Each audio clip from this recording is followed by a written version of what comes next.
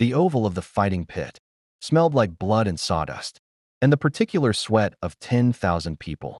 Watching a man die, they simply had the wrong man in mind. Ser Gregor Clegane had been the instrument of Lannister terror for so long that King's Landing had confused him with inevitability itself. He was the thing you did not survive. He was the answer Cersei Lannister gave to questions she found inconvenient. 8 feet of muscle and cruelty wrapped in Lannister crimson. His great helmet, sepulchre for whatever humanity had once lived behind those eyes, and for 20 years, his name had been whispered in Dorne, with a grief so old it had calcified into something harder than hate, something closer to purpose. Prince Oberyn Martell had carried that purpose across the narrow sea, through the disputed lands, through every pleasure and excess and deliberate distraction he had constructed around himself like armor, made of wine and lovers and laughter. He had carried it into King's Landing under the pretense of a royal wedding. He had carried it into a trial by combat for a dwarf he barely knew, because the dwarf's judge was the man who gave the order, and the mountain who stood as champion was the hand that carried it out. He had waited 20 years for this moment. He would not waste it on a confession. That was the difference. That was the single pivot on which history turned. In the story Westeros would have written, the one the Septons, and the Maesters, and the small folk, gossiping in their taverns would have expected. Oberyn Martell stood over the fallen mountain and demanded the words he'd always needed to hear. Say her name. Say you killed her. Say who gave the order. He would have screamed it into Gregor Clegane's ruined face and given the monster one final second of consciousness in which to act. And in that second, the mountain would have seized the Red Viper's ankle, dashed his skull against the fighting pit's stone floor, and the crowd would have gone silent in the particular way crowds go, silent when they witness something they cannot process, when spectacle tips into atrocity without warning. That was the story that should have happened. But Oberyn Martell, in the moment the spear drove through Gregor Clegane's visor and the mountain's body went rigid, with the specific telegraph of a dying nervous system, felt something he had not anticipated. Clarity, not the hot, howling satisfaction of vengeance screamed to the sky. Clarity, cold, and surgical and absolute.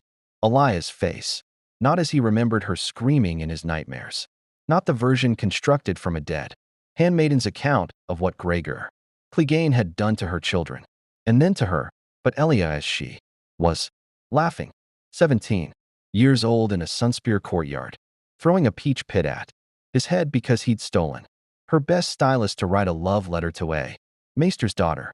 She is still dead, the Clarity said. Whether he says it or not, she is still dead, and Tywin Lannister is still alive. The spear came down a second time, not into the visor, into the throat, beneath the helm's lower edge, where the gorget had ridden up during the mountain's fall. Oberyn felt the resistance, even dying. Gregor Clegane was architecturally vast, a problem of engineering as much as combat, and then felt it give. The crowd's noise rose and broke like a wave against a sea wall, and then there was a sound that was almost silence, which in King's Landing was its own kind of thunderclap. The mountain did not rise. Oberyn stepped back. His spear came free with a sound he would not describe to anyone, ever. He breathed. The pit's dust settled around Gregor Clegane's body, still, definitively still, the stillness that has no qualification, and the Red Viper of Dorne stood in the fighting pit of the capital of the Seven Kingdoms, bleeding from a gash along his left forearm where the mountain's gauntlet had raked him in the first exchange, and he was alive. He looked up. The crowd was a sea of open mouths, noble women who had never once looked at a Dornishman with anything but aristocratic suspicion or frozen mid-fan. The gold cloaks at the pit's perimeter had the specific posture of men awaiting orders that weren't coming. In the royal box, no longer royal, technically, Joffrey being 3 days cold in his tomb, Cersei Lannister sat with her hands on the railing, and her knuckles the color of exposed bone.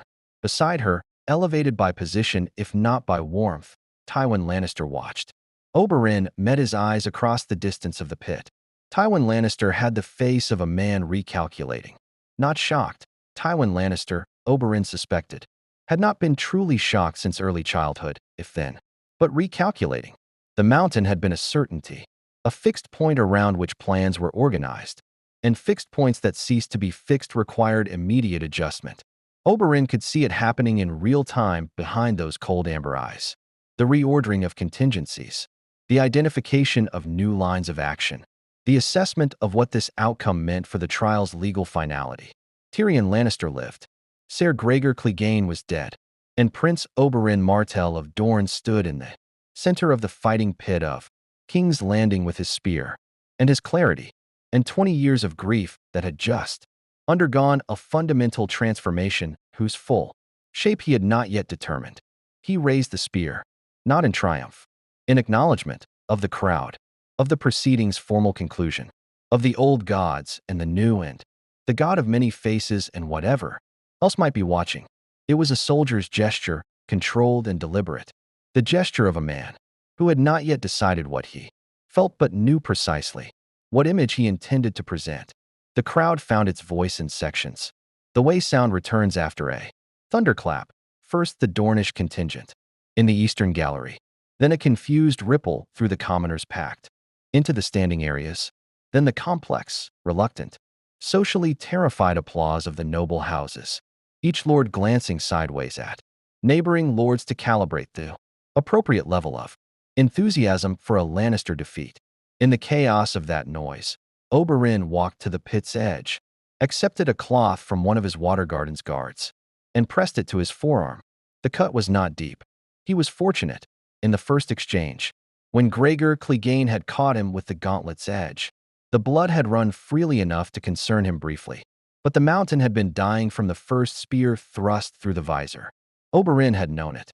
He had simply refused to let the knowing make him sloppy. You are not here for the confession, he had told himself in the pit's final seconds.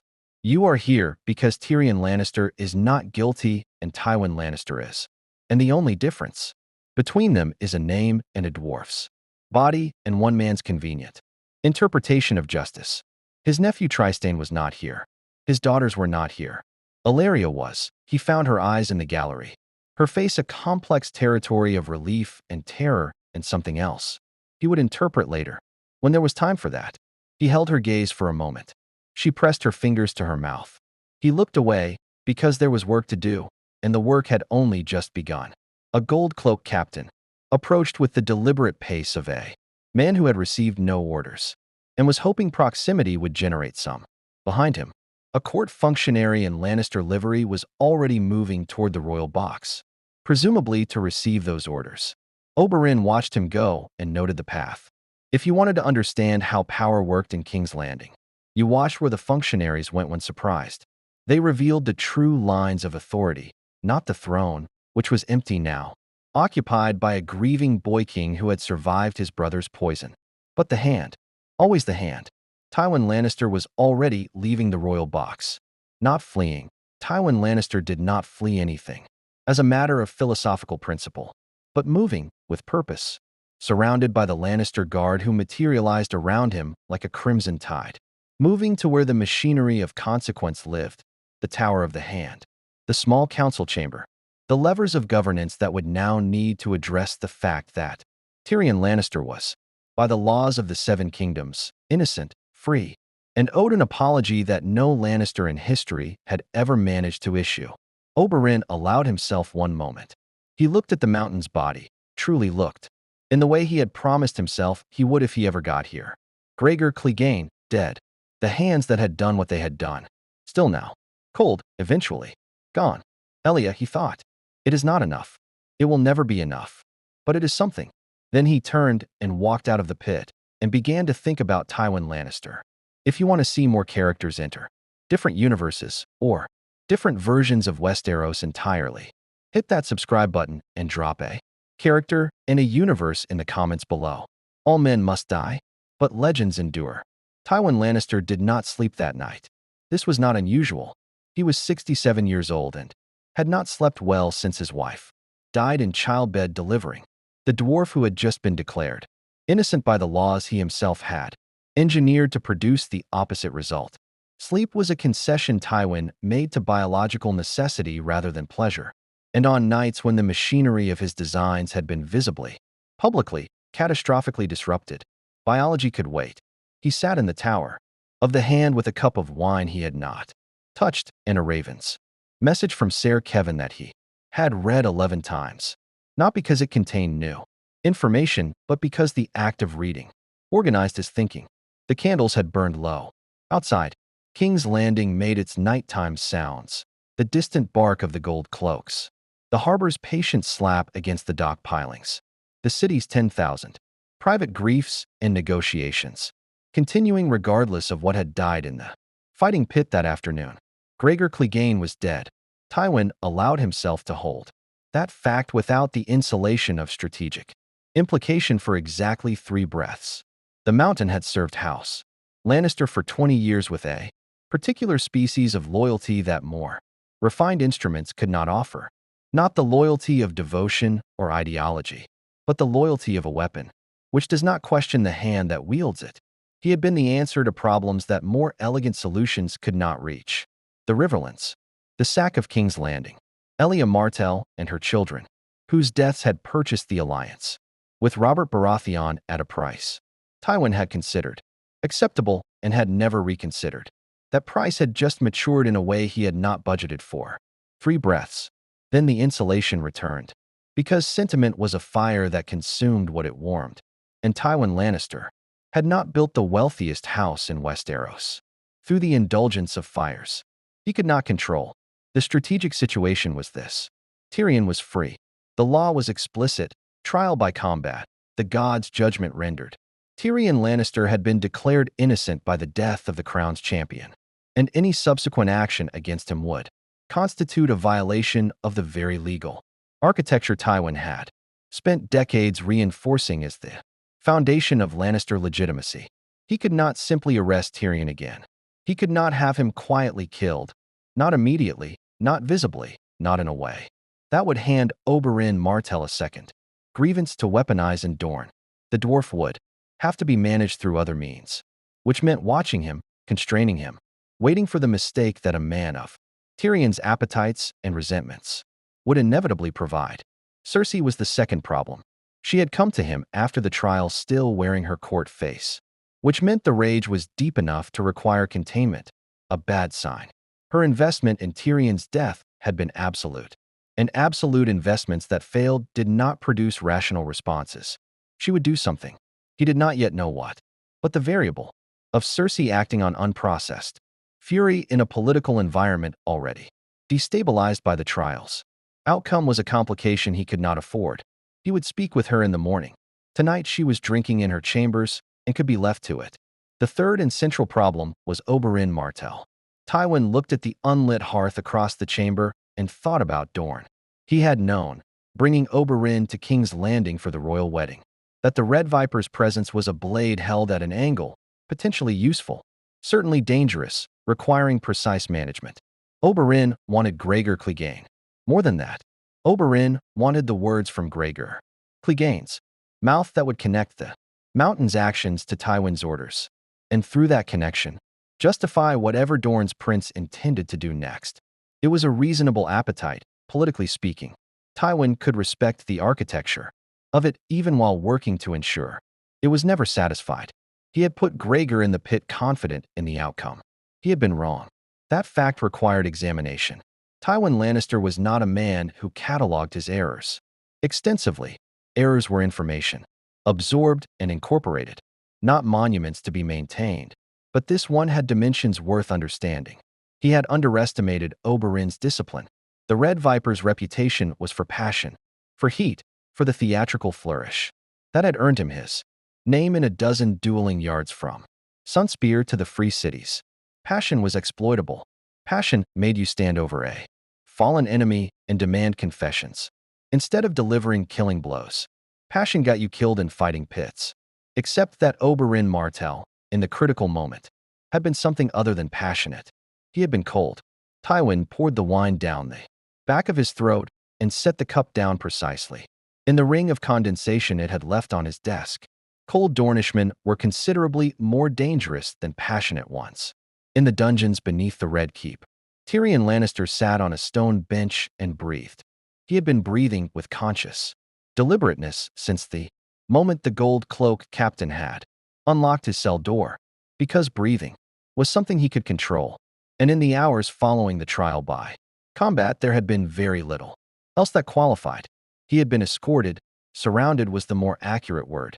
Escorted implied a destination of his choosing, to a different set of rooms, still within the keep's gravity, still technically under the crown's hospitality, but no longer the dungeon that smelled of centuries of other men's despair. He was alive. He turned this fact over the way a man turns over a coin he's found in the street, examining it for authenticity. Alive.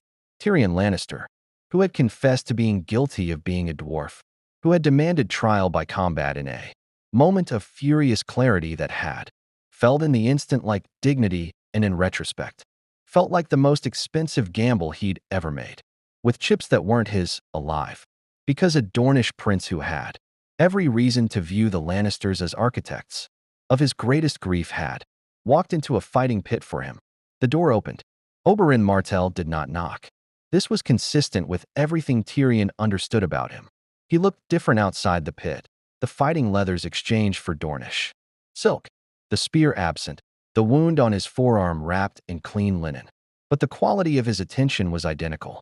He looked at Tyrion the way he had looked at the mountain, assessing range, identifying vulnerabilities, calculating trajectory. "You're surprisingly difficult to kill," Oberyn said, settling into the room's single chair with the relaxed authority of a man who considered every chair he sat in to be, by virtue of his occupancy, his. "I've had considerable practice surviving," Tyrion said, "though today required outside assistance, for which I find myself without adequate language." "Don't," Oberyn said, without sharpness, more like a man declining an offered dish he didn't care for. "Don't find language for it. I didn't do it for you." "I know." Tywin Lannister gave the order. Oberyn said it the way you state coordinates. No heat, just precision. Gregor Clegane's hands. "Your father's voice. The mountain is dead. Your father is not." Tyrion studied the Dornishman across the candlelit room and thought about the particular silence that follows when someone names the thing everyone in a conversation already knows but has been navigating around. It was the silence of a locked door being opened, and what lay beyond it was either treasure or a long fall. "My father," Tyrion said carefully, "is the most dangerous man in Westeros. He is also the hand of the king, the warden of the West, the man who controls the grain supply for half the continent, and the head of a house with 10,000 swords sworn to its name." "Yes," Oberyn said. "And your point?" Tyrion looked at him for a long moment. "I don't have one," he said finally. "I was simply establishing that we both understand the dimensions of the problem." Something shifted in Oberyn's expression, not quite a smile, but the territory adjacent to one. He leaned forward, elbows on knees, and his voice dropped to the register of genuine conversation rather than performance. "Varys came to me," he said, "an hour ago, before I came to you." Tyrion's stomach performed a small, cold maneuver. "Of course he did. He has ships," Oberyn said. "He has information about your brother, Jaime's present situation in the Riverlands, about Cersei's communication with the Kingsguard, and about a meeting Littlefinger has arranged tomorrow morning that neither of us should allow to conclude without intervention. And what does the spider want in return for this generosity?" Oberyn tilted his head. "He says he wants what's best for the realm. He always says that." "Yes." The almost smile again. "But this time I think he may mean something specific by it." He mentioned a name. The candle between them guttered in a draft from beneath the door. In the corridor outside, a guard's footstep passed and receded. "Which name?" Tyrion asked, though he had already begun to suspect. Oberyn Martell said it quietly, like a word in High Valyrian, a word from a dead civilization that still carried extraordinary weight. "Daenerys," he said. "Targaryen." The candle steadied. The name sat in the room between them like a coal plucked from a fire, small, dark, and containing more heat than its size suggested. Tyrion Lannister, who had survived the night, who was technically free, who had just been handed the edge of a thread that led somewhere enormous, poured 2 cups from the wine on the table, and handed one to the man who had saved his life. "Tell me," he said, "everything." Morning came to King's Landing the way it always did, indifferent to the previous night's catastrophes, indifferent to the dead and the living and the complicated territory between them. the sun climbing over Blackwater Bay with the bureaucratic reliability of a city that had survived Targaryens and Baratheons and Lannisters and would survive whatever came next with equal disregard. Tyrion watched it from the window of his new rooms and thought about fathers. He had spent the small hours with Oberyn, trading intelligence the way merchants trade in uncertain markets, carefully, with each piece offered at an angle that revealed its value without fully surrendering it. Oberyn had the Dornish talent for conversation that was simultaneously genuine and strategic, warmth deployed with the precision of a weapon, and Tyrion, who possessed the same talent in its Lannister variant, found the exchange clarifying in ways that unsettled him. They understood each other. That was either an asset or a warning, and probably both. Varys's information about Littlefinger's morning meeting had been characteristically precise. The Master of Coin, still technically holding the position, though Littlefinger's relationship with King's Landing had grown complicated since the Aerie had arranged a conversation with two members of the small council in the Guildhall of the Spicers, 3 streets east of the Street of Silk, at the 7th hour. The topic, according to Varys's little birds, was the legal and political implications of the trial's outcome and whether certain arrangements could be made to ensure that Tyrion Lannister's freedom proved short-lived, regardless of what the gods had apparently decided. Littlefinger arranging the murder of a man the law had just declared innocent. This was, Tyrion reflected, so consistent with Peter Baelish's operational philosophy as to be almost soothing in its predictability. He dressed carefully. This was a habit from childhood. When you were a dwarf in a world built for men of standard dimensions, the details of presentation were one of the few variables you controlled, and Tyrion had learned early that control of small things was the foundation of control of larger ones. He chose Lannister colors deliberately, because he was still a Lannister regardless of what his father wished, and because wearing the lion in a city that had just watched the Lion's champion die was a statement whose meaning he wanted to be absolutely legible. He was met at his door by Varys. The eunuch had the quality, common to men who had survived in King's Landing across multiple reigns, of appearing to materialize rather than arrive, one moment absent, the next present, with no detectable transition. He was wearing his customary gray robes and his customary expression of mild, affectionate concern, which Tyrion had long since learned to read as the mask it was without being able to determine with confidence what lay beneath it. "My Lord Tyrion," Varys said, with genuine warmth and genuine caution occupying the same 3 words simultaneously. "You look remarkably well for a man who was expected to be dead." "Expectations are the enemy of accurate planning," Tyrion said, "a lesson my father is currently relearning. Walk with me." They moved through the keep's morning corridors, servants carrying water and linens, gold cloaks changing their watch, with the mechanical precision of men who had done it 10,000 times. A young page running with a raven's message tucked against his chest. The ordinary machinery of a castle's morning, operating as though the previous afternoon had not restructured the political reality of the continent. "The Dornish prince," Varys said, matching Tyrion's pace with the effortless adjustment of a man who had spent decades accommodating other people's physical realities. "You spoke with him at length, and I find myself in the unusual position of having an ally I didn't choose, for reasons I didn't provide, whose agenda overlaps with mine at several critical points and diverges at one very significant one." Tyrion glanced sideways. "He wants my father dead. I want my father accountable. The distinction matters less than I would like it to." Varys was quiet for several steps.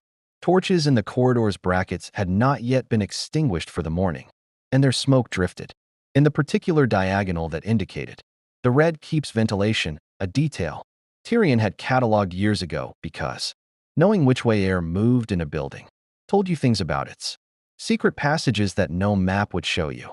"Lord Baelish's meeting this morning," Varys said. "I know about it. I suspected you did. I wanted to discuss what you intend to do about it." "Nothing," Tyrion said, directly. Varys's expression underwent a subtle recalibration. "Explain." "Littlefinger is arranging something against me. If I move against that arrangement, I reveal that I have your intelligence network at my disposal. which is a card I would prefer to keep unplayed. If I do nothing, whatever he arranges proceeds. Tyrion paused at a corridor junction, oriented himself, chose the branch that led toward the small council's wing. But if someone else disrupts it, someone with independent motivation and no visible connection to either of us, then Littlefinger learns only that his arrangements are unreliable, not that his conversations are monitored. Varys considered this. Prince Oberyn, the Red Viper of Dorne, walking into a Spicer's Guildhall unannounced would be alarming under any circumstances. Walking in the morning after the trial by combat, looking for men who might wish his champion's life cut short. That's simply prudent self-interest. No one could fault him for it. He might kill someone. He might. Tyrion agreed pleasantly. Littlefinger should have considered that before arranging meetings about murdering people the Red Viper just bled for. Across the city, in the Guildhall of the Spicers, with its smell of cumin and dried pepper, and the specific mustiness of a building that conducted serious business. Behind a commercial facade, Peter Baelish sat with two men whose names Tyrion would have recognized and whose faces the small folk would not have, and listened to the morning's first problem present itself. Littlefinger had the kind of face that, aged in a specific Westerosi way, the face of a man who had wanted things very badly for a very long time and had gotten most of them through methods that precluded satisfaction. He was 40 years old and looked it in a way that suggested the 40 years had been expensive. His eyes were the color of seafoam and moved with the constant, shallow attention of a man cataloging every room he entered for exits and assets simultaneously. The trial's outcome is inconvenient, said the man on his left, a lord of Minor House whose primary political asset was a seat on a committee that approved harbor tax assessments. The dwarf free changes the calculus considerably. The dwarf free is an obstacle, Littlefinger said. Obstacles have solutions. Lord Tywin. Lord Tywin is recalibrating. Littlefinger's voice carried the mild, almost affectionate contempt he reserved for people who looked to Tywin Lannister as the fixed point of political reality. Lord Tywin is occupied with the Dornish problem, with Cersei's reaction, with the legal architecture of undoing something the law has declared finished. He will find his footing. But between now and when he does, there is an interval. Intervals are where history actually happens. The door opened. Not the door they had come through. That door was behind them, watched by two men whose primary qualification was size. The side door, the one that led to the guild halls, storage rooms, and which none of them had considered worth watching, because it was bolted from the inside and the bolt was old iron and had been in place since the guild hall was built. The bolt was no longer in place.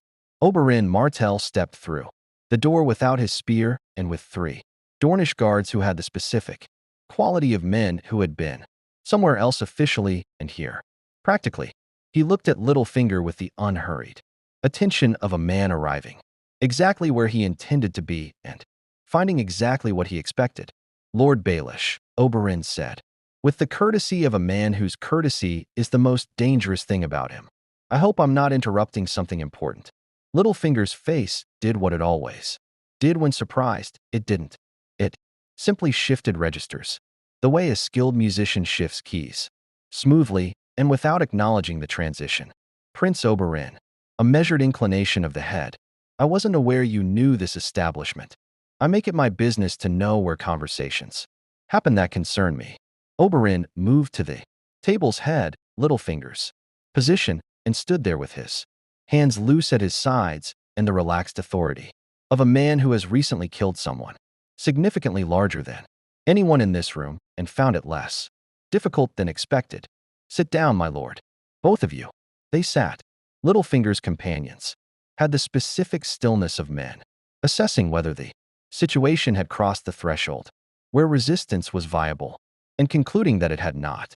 I am going to tell you something, Oberyn said pleasantly, and I want you to hear it as information rather than threat, because information can be acted upon intelligently and threats tend to produce responses that are more emotional than useful. He looked at each face in turn. I am alive. My champion's obligation to Tyrion Lannister extends, by Dornish custom, beyond the fighting pit.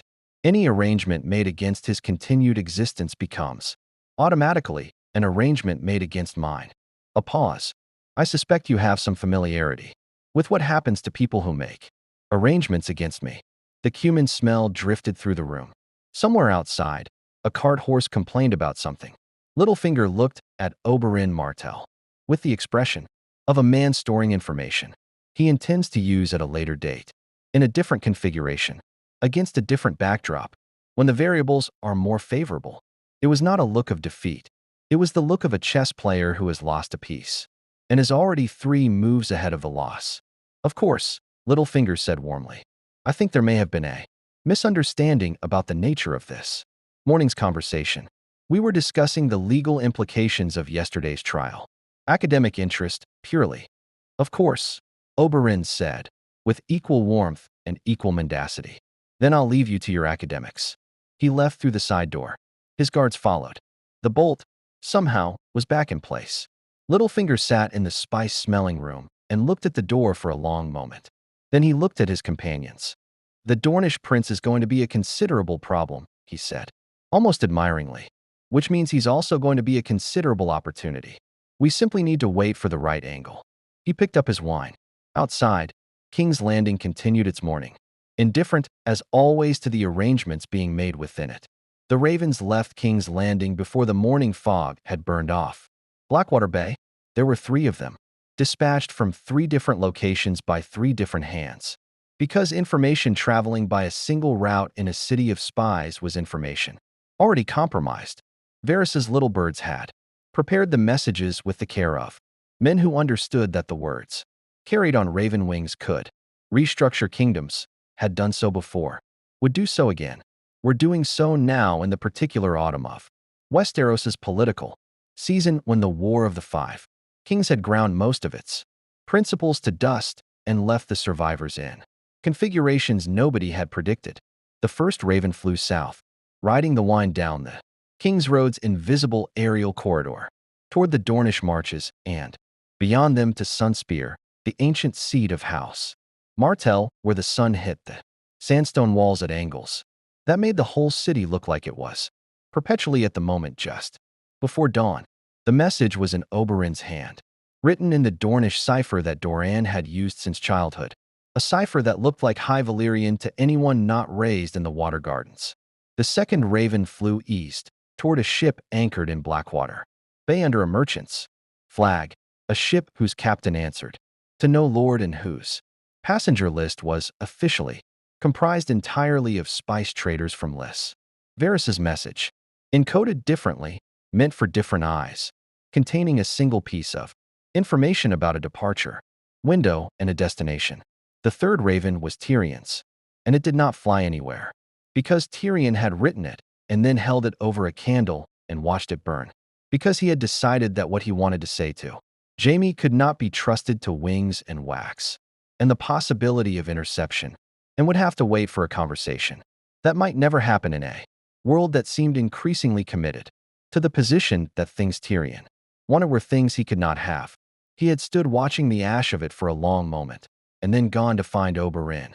Prince Doran Martell received his brother's raven on the 3rd day after its departure, in the Sunspear Palace's highest room, the Spear Tower's solar, where he conducted the business of Dorne from a cushioned chair because his gout had progressed to the point where standing was an act of will reserved for occasions that required witnesses.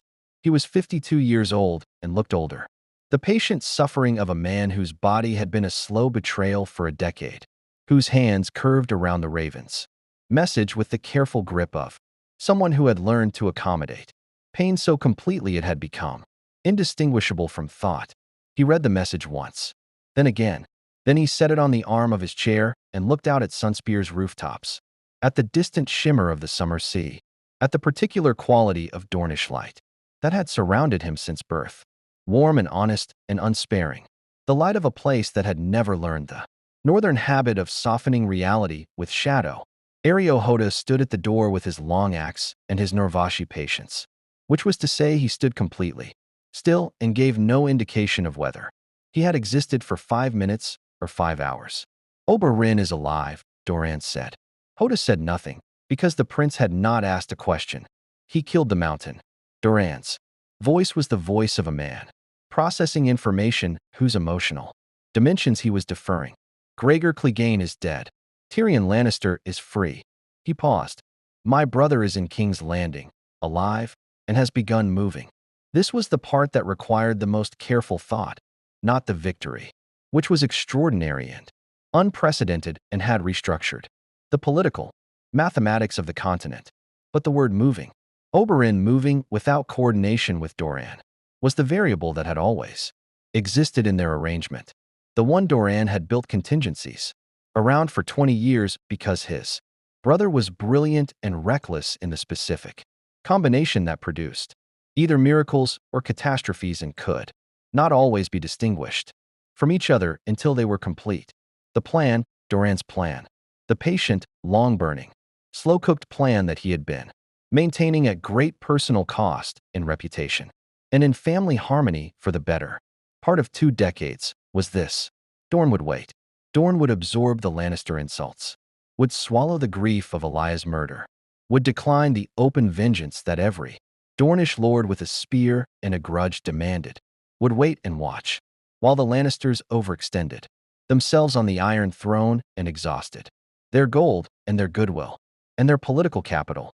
And then, only then, at the moment of maximum Lannister vulnerability, would Dorne move, decisively and in coordination, with the Targaryen restoration that Doran had been quietly engineering since Viserys was still alive enough to represent, however inadequately, the dragon's claim.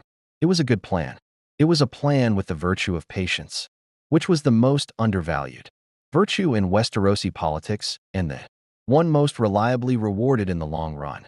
The problem was that Oberyn had just done something magnificent and completely outside it. The Mountain's death was not the plan.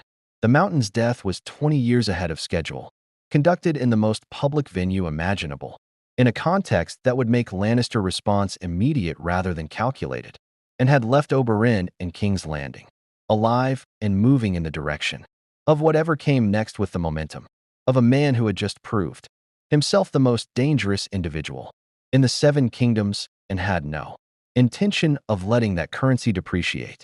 Doran reached for the Raven's message again, read the final lines. The spider has spoken a name.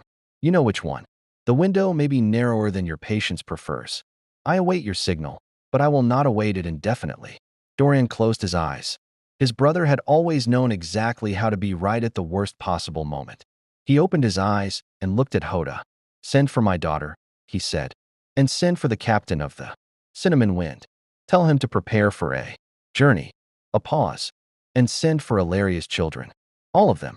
I want the sand snakes present for what comes next. Hoda moved. Doran looked back at the summer sea. The long game was accelerating.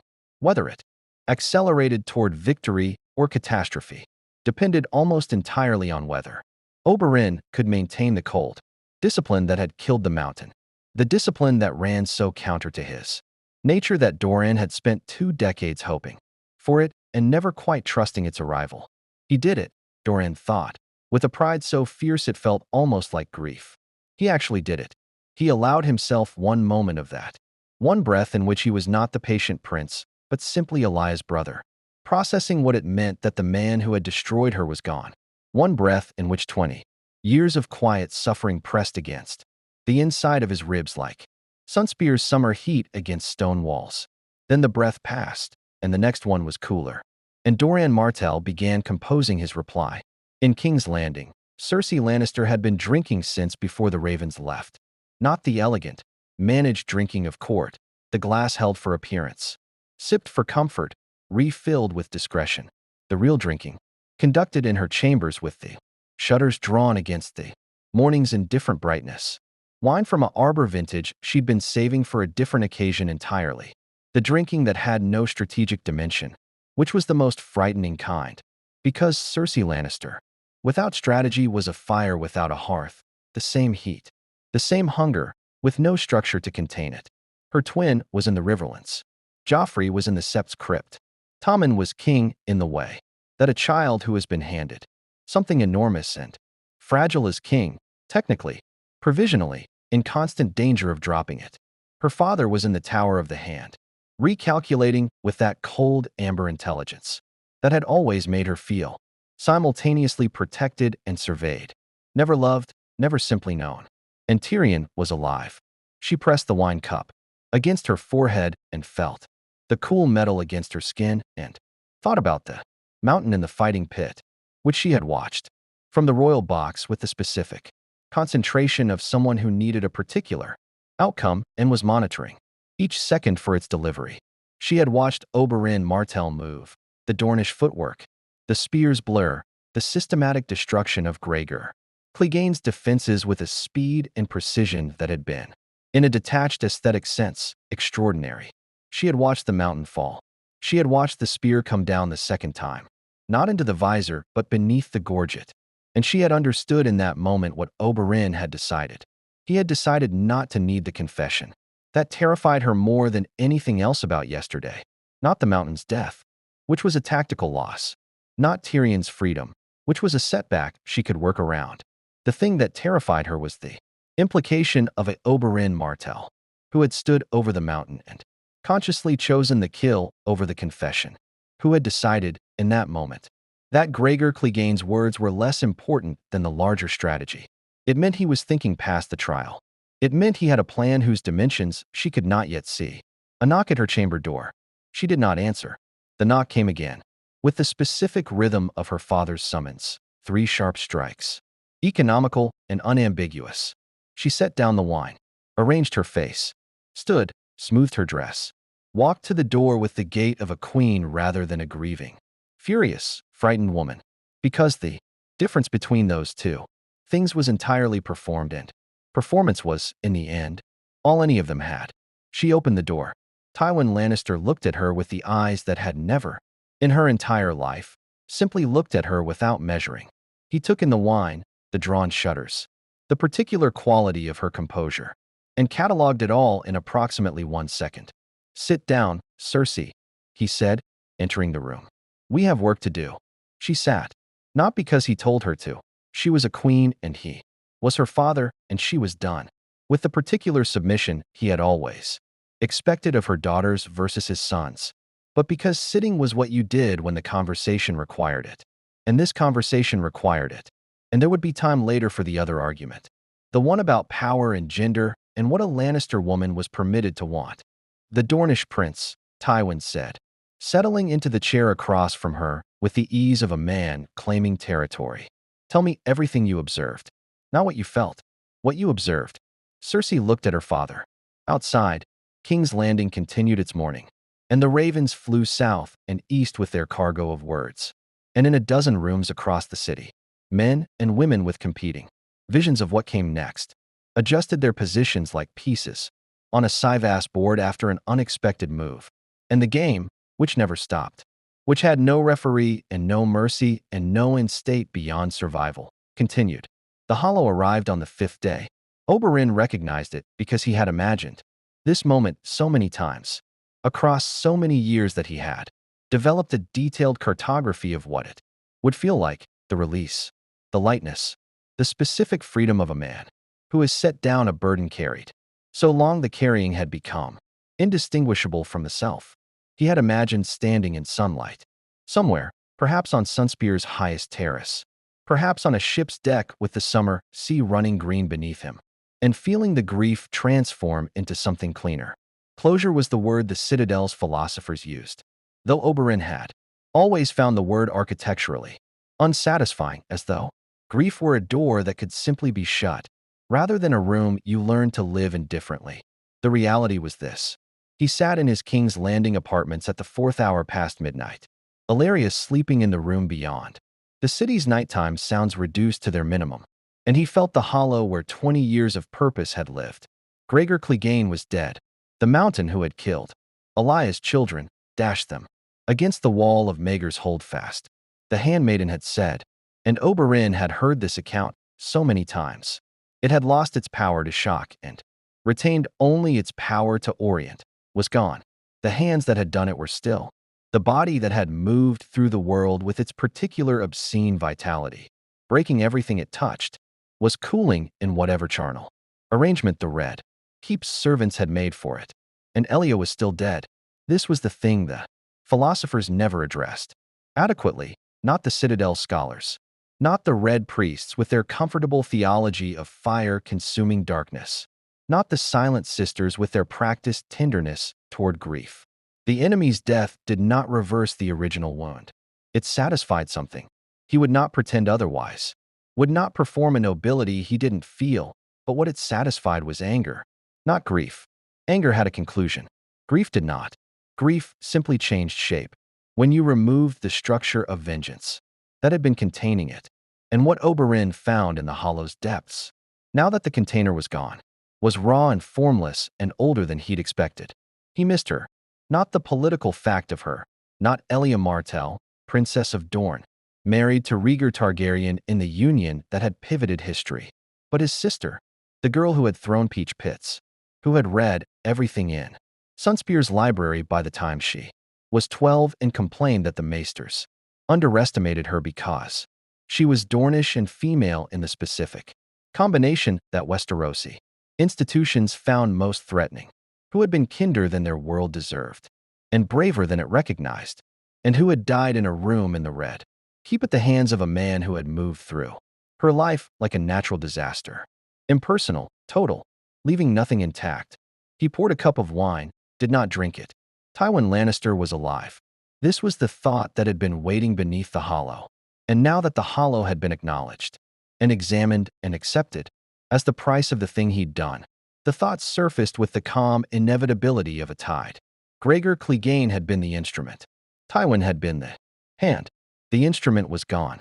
The hand remained, in the Tower of the Hand, surrounded by guards and secretaries in the accumulated leverage of the wealthiest house in Westeros. Old and cold, and already moving against the situation his champion's death had created. The Red Viper had aimed at a symptom. The disease was still alive.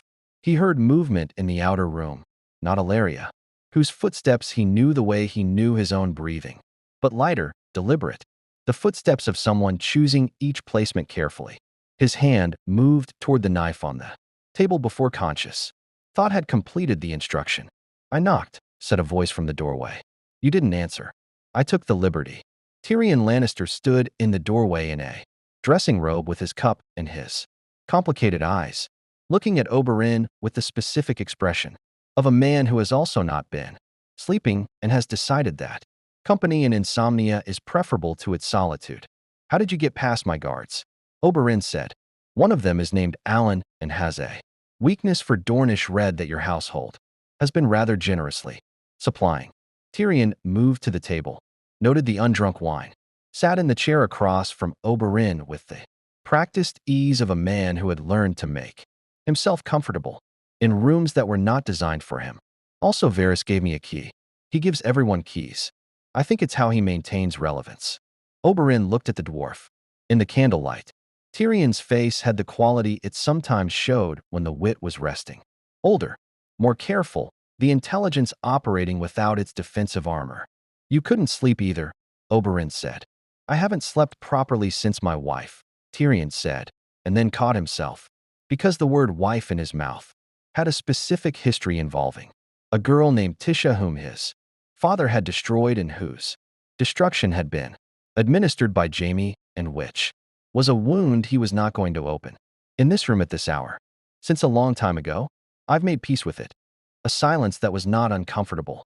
The candle between them did what candles do in important rooms. Provided just enough light to see by and enough shadow to speak honestly within. "The hollow," Oberyn said. Tyrion looked at him. "I expected to feel different," Oberyn said. "After. I had a very specific expectation of what the aftermath would feel like. Constructed over 20 years of anticipation. And it is, not that." He looked at the undrunk wine. "It is something I don't have adequate language for." "Grief doesn't end," Tyrion said carefully. "I've observed this from close proximity. Though my own relationship with grief is complicated by the fact that most of the people I've lost to my own family's machinations, which adds a dimension the philosophers don't account for." "Your father." "My father," Tyrion agreed. The word in his mouth had its own history, its own wound, its own shape of hollow. Oberyn leaned forward. I want him, Tyrion. I know. Not Cersei. Not Joffrey, who is already dead. Not the Mountain, who is already dead. Tywin Lannister, who gave the order, who has never answered for it, who sits in his tower right now adjusting his strategies with that cold intelligence of his and considering how to contain the damage of the trial without not once, experiencing anything resembling consequence for what he did to my sister and her children. Tyrion was quiet for a moment. The candle's smoke rose in a thin line and bent where a draft moved through the room. From somewhere below in the city, a dog barked twice and stopped. "If I help you," Tyrion said slowly, "I need you to understand what I'm asking myself to become. Tywin Lannister is my father. He is also, I have no illusions about this, a man who has committed acts that would have seen lesser men broken on the wheel. The Red Wedding, the sack of King's Landing. Elia." He looked at Oberyn steadily. "I am not doing this for Dorne. I am doing this because the alternative is spending the rest of my life knowing that the man who destroyed everyone I might have loved walked away clean. Then we want the same thing. We want the same result," Tyrion corrected, with the precision that was his most reliable quality. "Our methods may diverge. Our reasons certainly do. I need you to understand that distinction before we proceed, because in my experience, alliances built on overlapping grievances rather than shared values tend to fracture at exactly the moment they're most needed." Oberyn studied him. The dwarf was right. This was the kind of right that made things more complicated rather than less. The right that forced you to think carefully when you would have preferred to act decisively. It was, Oberyn reflected, an extremely Dornish quality in a man who had probably never been south of the Stormlands. "Varys," Oberyn said. "What does he actually want?" Tyrion refilled the undrunk wine and pushed it back toward Oberyn. "He wants a ruler who won't burn cities. He's watched Aerys Targaryen burn one, and he's watched Cersei maneuver toward a second, and he has apparently concluded that the current succession represents an existential problem for the population of King's Landing, whom he seems to genuinely care about, in the specific way that spy masters care about things from a distance, through information, without ever being present for the consequences." Daenerys Targaryen. Daenerys Targaryen, Tyrion confirmed. "Who is in Meereen, consolidating her hold on Slaver's Bay with 3 dragons and an army of unsullied. And who is, by every account, Varys's network can produce, genuinely trying to be something better than what Westeros has offered so far, which is either encouraging or exactly what every ruler believes about themselves." At the beginning, Oberyn rose and walked to the window. King's Landing lay below in its nighttime configuration, torches and shadow. The harbor's dark water, the distant bulk of the Red Keep against the sky. He had come to this city for Gregor Clegane's death. He had gotten it. He was still here because the thing that had sent him to King's Landing had its roots in something larger than one man's monstrous hands. And the roots were still in the earth. "Doran has a plan," Oberyn said, without turning from the window. "He has had a plan for 20 years. It involves patience and timing and a Targaryen restoration, and the careful management of Dornish commitment until the moment is exactly right." He paused. "He is going to be furious with me for what I've already done. Is he wrong to be?" Oberyn turned from the window. His face in the candlelight was the face of a man who had answered this question privately and was now deciding whether to answer it aloud. "No," he said. "Doran is almost never wrong. He is simply, sometimes, too patient for the world to wait for him." He looked at Tyrion. "I killed the Mountain 5 days ago. I have been sitting in this city since then, and every hour I sit, your father tightens something. I can feel it happening. The way you feel a tourniquet being applied from a distance, you don't see it, but the circulation changes." Tyrion nodded slowly. "He's calling in debts, consolidating the council, moving gold. How do you know?" "Because it's what I would do." A pause. "It's what I did when I was hand." The first response to destabilization is always to tighten the things you control before addressing the things you don't. Tyrion's eyes moved to the middle distance in the way they did when he was running calculations. "He'll move against Dorne formally within a fortnight. Nothing overt. Tywin never moves overtly when indirection is available. But something, a trade restriction, A marriage negotiation withdrawn. Something that reminds Dorne that King's Landing controls the levers that matter. Then we have a fortnight. We have less, Tyrion said. Because Littlefinger is also moving. And Littlefinger moves faster than my father. Because he has less to lose and no reputation to preserve. He looked at Oberyn directly. I need to know something. When you stood over the mountain, and you chose the kill over the confession, what changed? What did you see in that moment? The candle guttered. The question sat between them with the weight of the thing it was actually asking, which was not about the mountain at all. Oberyn was quiet for a long moment. Then, I saw that Tywin Lannister would not be convicted by his dead servant's words. I saw that a confession extracted in a fighting pit, however satisfying, would change nothing. In the Tower of the Hand, I saw that the real answer was not in Gregor Clegane's mouth. Where is it? Oberyn looked at Tyrion Lannister across the candlelit table, and his expression held the cold clarity that had driven the spear home. The clarity that was not heat, but its opposite, the temperature at which things become absolutely precise. In your father's, he said. In front of witnesses. In front of the small council, the lords of Westeros. And whatever gods are still paying attention. A pause. And then in his absence. Permanent and complete. Tyrion looked at him for a long moment. Then he picked up his wine. Right, he said quietly. Then we have work to do. The assassins came on the 8th night. Not Lannister men. Tywin was too careful for direct attribution. Too aware that Oberyn's death at Lannister hands would hand Dorne a casus belli that no amount of gold could neutralize. These were Essoci, hired through the layered intermediary structure. That King's Landing's shadow economy had developed over centuries of powerful men wanting inconvenient people dead without fingerprints. 3 of them, professionals in the specific way that distinguished men who killed for consistent coin from men who killed in passion. They wore dark wool despite the season's warmth, carried blades of a Myrish pattern, and had entered the Red Keep's outer ward through the harbor-facing postern that the gold cloaks watched with the inconsistent attention of men whose rotation schedule had been, apparently, adjusted by someone with access to the watch commander's office. Oberyn was not in his apartments when they arrived. He had not been there for 2 hours, having developed in his years of navigating the free cities and Dorne's internal politics the habit of sleeping in a different location than the one he was known to occupy.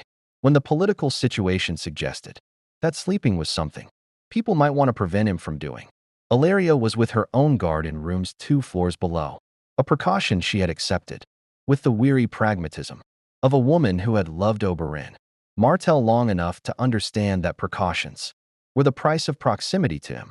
The 3 Essoci found an empty bed, a decoy lamp, and Demon Sand, Oberyn's bastard squire, who had been given no instructions except to remain present and observe and under no circumstances to engage, unless engaged first, which was advice Demon interpreted with the flexible literalism of a young man who had been trained by the Red Viper and shared his teacher's relationship with the concept of restraint.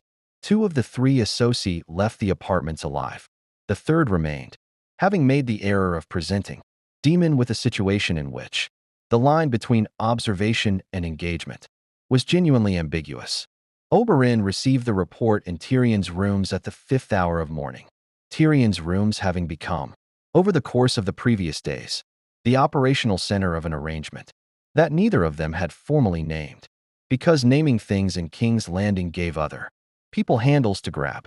Varys was present, seated in the corner with his hands folded in his sleeves and the expression of a man who had been expecting this and was mildly satisfied to have his expectations confirmed. A single torch burned in its bracket, filling the room with the smell of pitch and the irregular shadow movement that torchlight produced in enclosed spaces. 2 escaped, Oberyn said. It was not a question. Demon is 17, Varys observed mildly. I think 3 against 1 with 2 survivors represents a commendable outcome. They'll report back. Oberyn sat. His voice was even, but the evenness was the kind produced by deliberate management rather than genuine calm. The voice of a man running a controlled burn to prevent a wildfire. Whoever hired them will know I anticipated it. That changes their calculation. It confirms that you're not careless. Tyrion said from the table where he had been working. Through a document Varys had provided a detailed accounting of Lannister gold flows through the Iron Bank's Westerosi representatives, annotated in Varys's precise hand. And that you have people watching. That's not necessarily unwelcome information for them to have. Explain. Tyrion set down the document. Careful targets invite careful methods. Careful methods take time and resources and leave more evidence of the hiring chain. Your father, he caught himself, with the slight hesitation that had been appearing in his speech whenever he used that construction in this context. Tywin prefers solutions that conclude quickly and leave no attribution. If you've demonstrated that quick solutions aren't available, he may move to the slower approach, which is Dorne, Varys said from his corner, quietly, with the particular weight he gave to single words that contained large implications. The three of them held that for a moment. Torchlight moved on the walls. He'll move against the water gardens, Oberyn said. Not directly, as you say, attribution, but a trade blockade through the Boneway and the Prince's Pass, simultaneously, coordinated with a withdrawal of the Crown's protection from Dornish merchant vessels in the harbor at King's Landing. Varys opened his hands, a gesture that managed to convey inevitability without pleasure. Dorne has the gold to withstand it, but the small folk in the Shadow City outside Sunspear depend on those trade routes in ways that Prince Doran cannot ignore. Oberyn was quiet. The torch in its bracket hissed where the pitch had an impurity, a small, irregular sound that punctuated the silence. He was thinking about the water gardens. The water gardens were the place he thought of when he thought of home, not Sunspear's palace, which was governance and politics and the particular weight of Martell legacy, but the gardens, with their pink marble, and their pools and the children from every station of Dornish life who played there together because Doran had always believed that shared childhood was the deepest form of shared humanity. Oberyn's daughters had grown up in those pools. Elia had played there, as a girl, before the world had decided what to do with her. The idea of Tywin Lannister's economic machinery pressing against the water gardens, not destroying them. Nothing so direct, simply tightening the conditions around them until the maintenance of Doran's plan became untenable, produced in Oberyn a cold fury that was different in quality from the hot grief fury that had carried him through 20 years. This was political fury, the fury of a man who understood systems and could see exactly how this particular system was being weaponized. Then we accelerate, Oberyn said. Tyrion looked at him carefully. Define accelerate. Tywin cannot move against Dorne while the legal situation is unresolved. The trial's outcome has given us a specific window. The laws of the Seven Kingdoms are, theoretically, the one thing even Tywin Lannister operates within, because they're the foundation of the Lannister claim to legitimacy. If he violates them overtly, he hands every other great house a precedent. Oberyn's eyes moved to Varys. What would it take to bring Tywin before the small council on a charge that could not be quietly dismissed? Varys tilted his head. The gesture managed to convey both intellectual engagement and the caution of a man who had been playing this particular game since before Oberyn was born. Evidence, Varys said. Specific, attributable. Witnessed evidence of the order given for Elia's murder. Not rumor. The lords of Westeros have always known the rumor. Something that converts rumor into record. The order would have been verbal, Tyrion said. He was speaking with the particular flatness of someone processing a thought whose implications were uncomfortable. Tywin never committed his most significant instructions to parchment. I know this because I was his hand for 2 years, and the absence of written record on certain matters was conspicuous enough to constitute its own kind of evidence. He paused. But there were people in that room, in the Red Keep, the night of the sack, people who heard what Clegane was told to do. Most of them are dead, Varys said. Most. Another silence. The torch hissed. Ser Ellis Westerling, Varys said eventually, with the careful pronunciation of a man producing a name he has been holding in reserve. He was a young knight in Tywin's host during the sack. He is now 61 years old and lives on his family's modest seat in the Westerlands, having made a deliberate life of political obscurity since Robert's rebellion. He has a daughter married to a Tully, Jane Westerling, who married Robb Stark and contributed materially to the collapse of the Northern cause. A pause that was not quite delicate. His testimony was never sought because no one with the power to seek it had sufficient motivation. Oberyn looked at Varys for a long moment. "You've been holding this." "I've been waiting," Varys said, "for a moment when it could be used rather than simply spent." "How long?" 14 years. The torch hissed. Oberyn absorbed this, the spider's patience. The long patience of a man who played not for seasons, but for decades, who held pieces off the board until the board's configuration demanded them. It was, Oberyn thought, not entirely different from Doran's patience. And perhaps that was why Varys had reached out now, in this window, having assessed that the Martell patience had finally produced a moment worth spending things on. "There's a complication," Tyrion said. He had the expression he wore when delivering information, whose shape he found aesthetically unpleasant. "There is always a complication," Oberyn said. "Ser Ellis Westerling's daughter, Jane. She married Robb Stark in violation of a betrothal promise to House Frye, which, in the calculus of the Red Wedding, makes the Westerling family a participant, however innocent, in the sequence of events that led to the frays and Bolton's acting against the Starks." Tyrion looked at the table. "Bringing Ser Ellis to King's Landing to testify against Tywin puts his daughter in a complicated position with the current regime, which depends on Bolton cooperation in the North and Frye cooperation in the Riverlands. Can it be managed?" Oberyn asked. "Everything can be managed," Tyrion said. "The question is what the management costs." "Name the cost." Tyrion looked at him steadily. "Ser Ellis testifies. The testimony implicates Tywin. Tywin's response, before any legal proceeding can be convened, before any small council debate, because Tywin moves faster than institutions, will be to discredit the witness. Discrediting Ser Ellis means discrediting Jane. Discrediting Jane means her children, Robb Stark's children, if she is with child, which the Ravens suggest she may be, become politically vulnerable in ways I don't want to be responsible for." The room was quiet. Oberyn understood what Tyrion was telling him. Not that it couldn't be done. Tyrion never presented problems without solutions. It was architecturally against his nature, but that the solution required Oberyn to look at what it cost someone innocent before deciding it was acceptable. It was, Oberyn reflected, a very specific kind of test.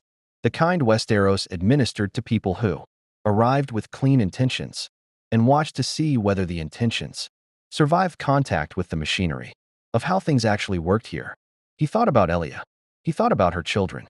He thought about innocents made vulnerable by the decisions of people with power who had decided that acceptable costs were always paid by someone else. "We protect the girl," Oberyn said. "Whatever it takes. If Ser Ellis testifies, his daughter and her children are under Dornish protection before the first word leaves his mouth. We move them south before Tywin can reach them, not through the Bone Way where his people watch, but by sea, through a route Varys controls." Varys nodded, with the expression of a man whose estimation of someone has been confirmed. "That can be arranged." "Then arrange it." Oberyn stood. The decision had been made, and made in the specific way he wanted to make decisions in this city, with eyes open to the cost, with the cost allocated to the people who could bear it rather than the people who couldn't, and send a raven to the Westerlands, carefully, in a cipher that looks like a merchant's inventory. He looked at Tyrion. "Can you write it in a way that Ser Ellis will understand and Tywin's people won't?" Tyrion Lannister, for the first time since the trial, produced something that was unambiguously a smile. "I have been writing things Tywin's people couldn't understand since I was 8 years old," he said. "It's essentially my primary qualification." Outside, King's Landing was beginning its morning. The harbor's sounds rising with the tide. The gold cloaks changing their watch. In the apartments 2 floors up, Demon Sand was cleaning his blade, with the methodical care of a young man who understood that the work was not finished and would not be finished for some time, and who had decided that this was not a complaint but a condition. The torch burned down another inch. The pitch hissed. The plan moved forward, as plans do in King's Landing, through darkness, through cost, through the careful management of what you were willing to spend and what you were not, toward a morning that might or might not resemble the one you were working toward. Sir Ellis Westerling arrived in King's Landing on a merchant cog flying lysine colors, traveling under the name of a wool factor from the Westerlands, whose business in the capital was entirely routine and whose face, beneath a traveler's hood and the particular anonymity of a man who had spent 30 years cultivating political invisibility, would not have been recognizable to anyone not specifically looking for it. Varys had been specifically looking for it. The old knight was brought through the harbor's eastern gate at the second hour past dawn, through the fish market's morning chaos, the slap and brine smell of the catch coming in, fishwives conducting commerce at volumes that precluded surveillance, the dock workers moving barrels and crates with the mechanical industry of men whose relationship with the city's political upheavals was purely economic, and into a building 3 streets inland that had no sign above its door and whose owner paid his taxes through 3 intermediaries and had never appeared in any record that connected him to any person of political significance. Oberyn was waiting in the building's upper room. He had dressed carefully, which was to say he had dressed as himself rather than as the court version of himself. Dornish silk in Martell colors. No armor, no weapons visible. The presentation of a man who intended conversation rather than combat and wanted that intention to be readable. He had learned in 30 years of navigating situations that required someone's cooperation that the first impression was the architecture everything else was built on, and that an impression of restrained power was more useful than an impression of threat, which produced fear, which produced the specific kind of careful dishonesty that frightened people deployed to protect themselves. Sir Ellis Westerling was a small man who had once been larger. The kind of physical diminishment that came not from illness but from decades of deliberate self-reduction. A man who had made himself smaller in every dimension because smallness was the form that survived. He was 61, white-haired, with the hands of a former knight. The knuckles, the particular way he held his weight, even sitting, and eyes that had the quality Oberyn associated with men who had seen something they had never resolved and had organized their subsequent lives around not being asked about it. He looked at Oberyn across the room's single table and said nothing. Waiting. Sir Ellis, Oberyn said. Thank you for coming. I was given to understand, the old knight said carefully, that my daughter's safety was contingent on my cooperation. His voice was the voice of a man who had prepared this sentence in advance, had decided to open with it rather than allow the dynamic of the meeting to establish itself without his input. Oberyn nodded. Your daughter is safe. She is currently on a ship bound for Sunspear under Dornish protection, along with her household. She will remain safe regardless of what you decide in this room. He held the old knight's gaze. I want you to understand that before we speak further, her safety is not a lever. It is a commitment already honored. Sir Ellis absorbed this. The quality of his stillness changed, not relaxing, exactly, but recalibrating. The specific shift of a man revising his threat assessment and finding it different from what he'd prepared for. Then why am I here? He asked. Because you were in the Red Keep, Oberyn said. The night of the sack. And you heard something. The old knight's face did not change, but his hands, flat on the table, underwent a subtle movement, not a flinch. Something smaller than a flinch. The muscular memory of a man, whose body remembered what his face had learned to conceal. Many men were in the Red Keep that night, Sir Ellis said. Yes, Oberyn agreed. Most of them are dead. The ones who survived because they were careful. You have been exceptionally careful for 30 years. Sir Ellis. The care itself is a kind of testimony. He paused. I am not asking you to fabricate anything. I am asking you to say what you heard. To say it in front of witnesses. In a forum where it can be recorded. In language clear enough that the record cannot be subsequently reinterpreted. Silence. From below, the muffled sounds of the fish market. Commerce continuing. Indifferent. Lord Tywin, Sir Ellis said, so quietly that Oberyn had to hold very still to catch it, told Sir Gregor Clegane and Sir Amory Lorch that the Targaryen children were to be killed, that no dragon seed was to survive. He stopped. His hands were flat and still on the table. He said it in the courtyard of the Tower of the Hand. I was positioned near the inner door, awaiting orders from my men. I was close enough to hear the words and far enough away that I don't think he registered my presence. Another pause. I have not said this aloud since the night I heard it. Oberyn was quiet for a moment. And my sister, he said. Ser Ellis closed his eyes. When he opened them, they had the quality of a man who has been carrying something in a particular position for so long that setting it down produces its own specific pain. He said, "Remove the evidence of Rhaegar's marriage." The old knight's voice was completely flat, the flatness of a man reciting rather than remembering, because reciting was the only form that made it survivable. Those were the words. Remove the evidence. Clegane understood what was meant. He always understood that kind of language. The room held that. Oberyn breathed through it. The hollow was still there, the hollow that Gregor Clegane's death had revealed, but this was different from hollow. This was a door opening onto a room he had always known, existed but had never been inside. The order, spoken aloud, in plain words, by a man who had heard it. Remove the evidence. Elia, his sister, his Elia, who had laughed about peach pits in a Sunspear courtyard, described as evidence, as a problem of record keeping. He stood, walked to the window, looked at the fish market below and the harbor beyond it and the bay, and the sky over the bay that was the same sky that covered Sunspear, that covered the water gardens, that covered the grave that was somewhere in the Red Keep, though no one had ever told the Martells exactly where. "Will you testify?" he asked, formally, before witnesses. Behind him, Ser Ellis was quiet for a long time, long enough that Oberyn did not turn around, because turning around would have been pressure, and pressure in this moment would produce the wrong answer. "My daughter," Ser Ellis said finally. "She is truly safe."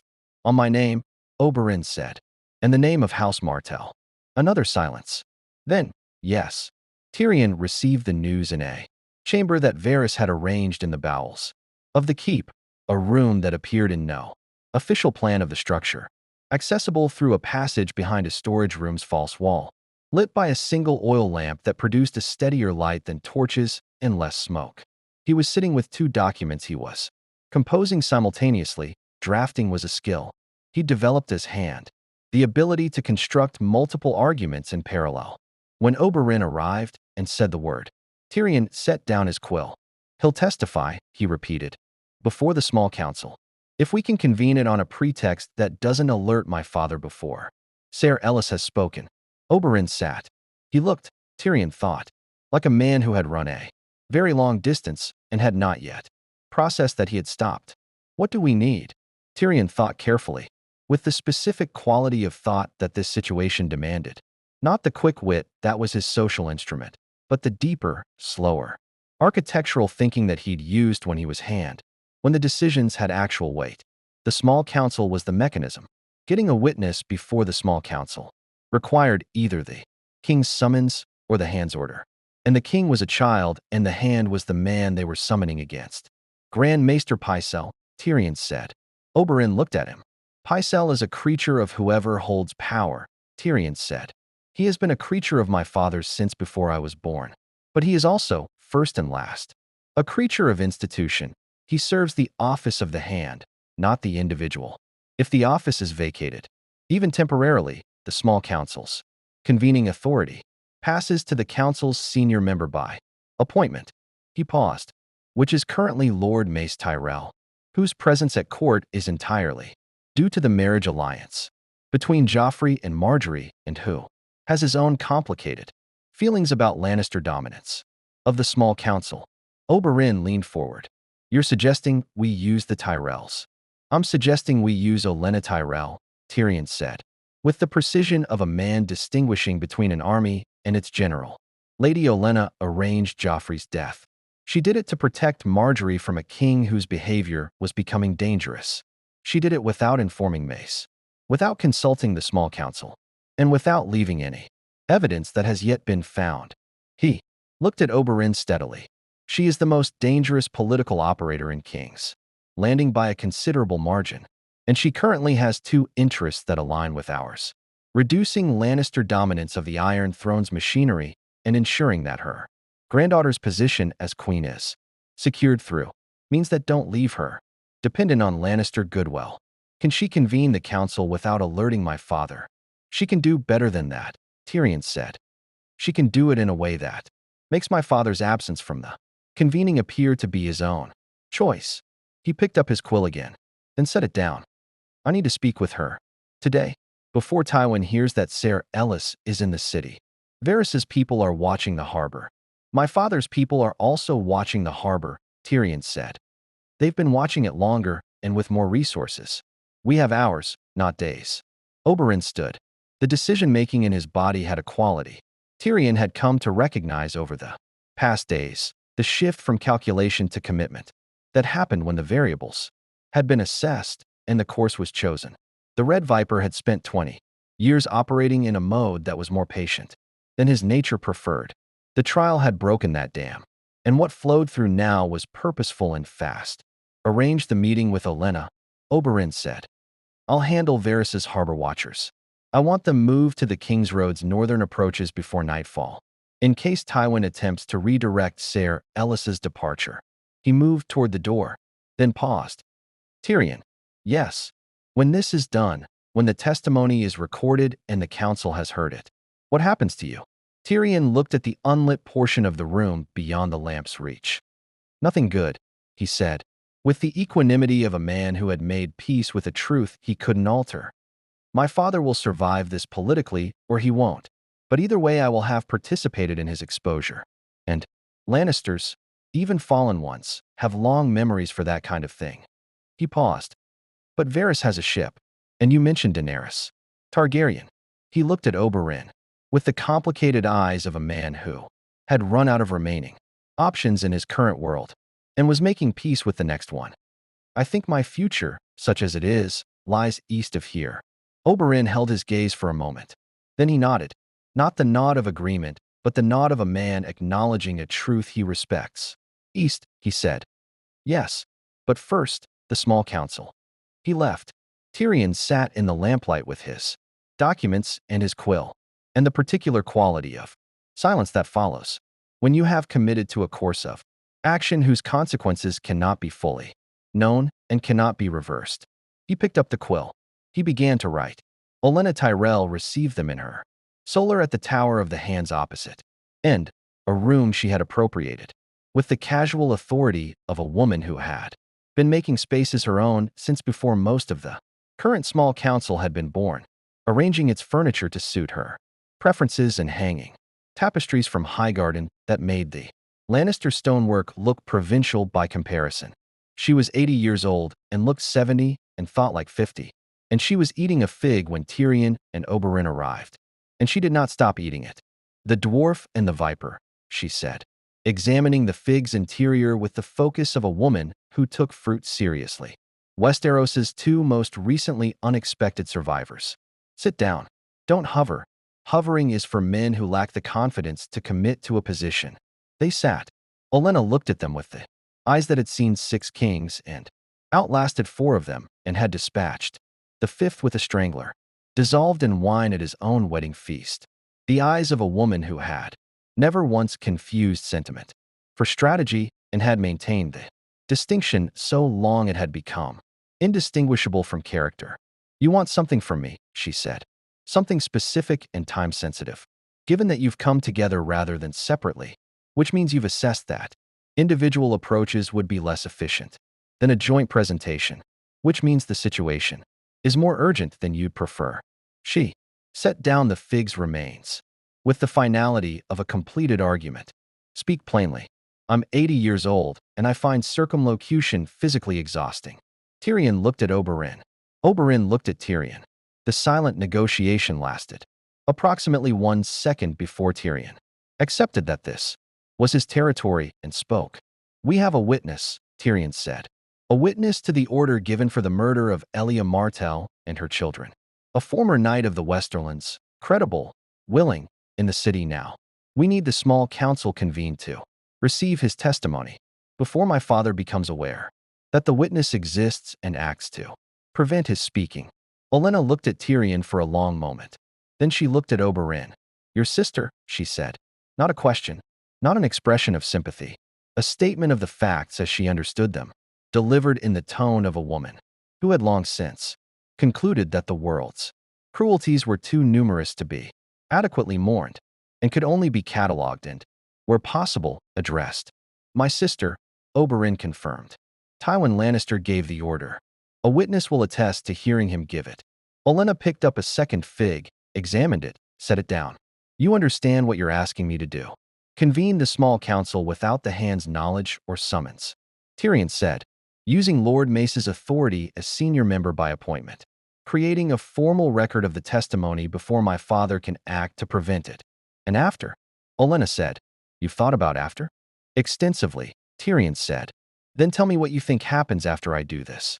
Speak plainly and completely, because I want to know whether your assessment of the situation matches mine before I decide whether to participate in it.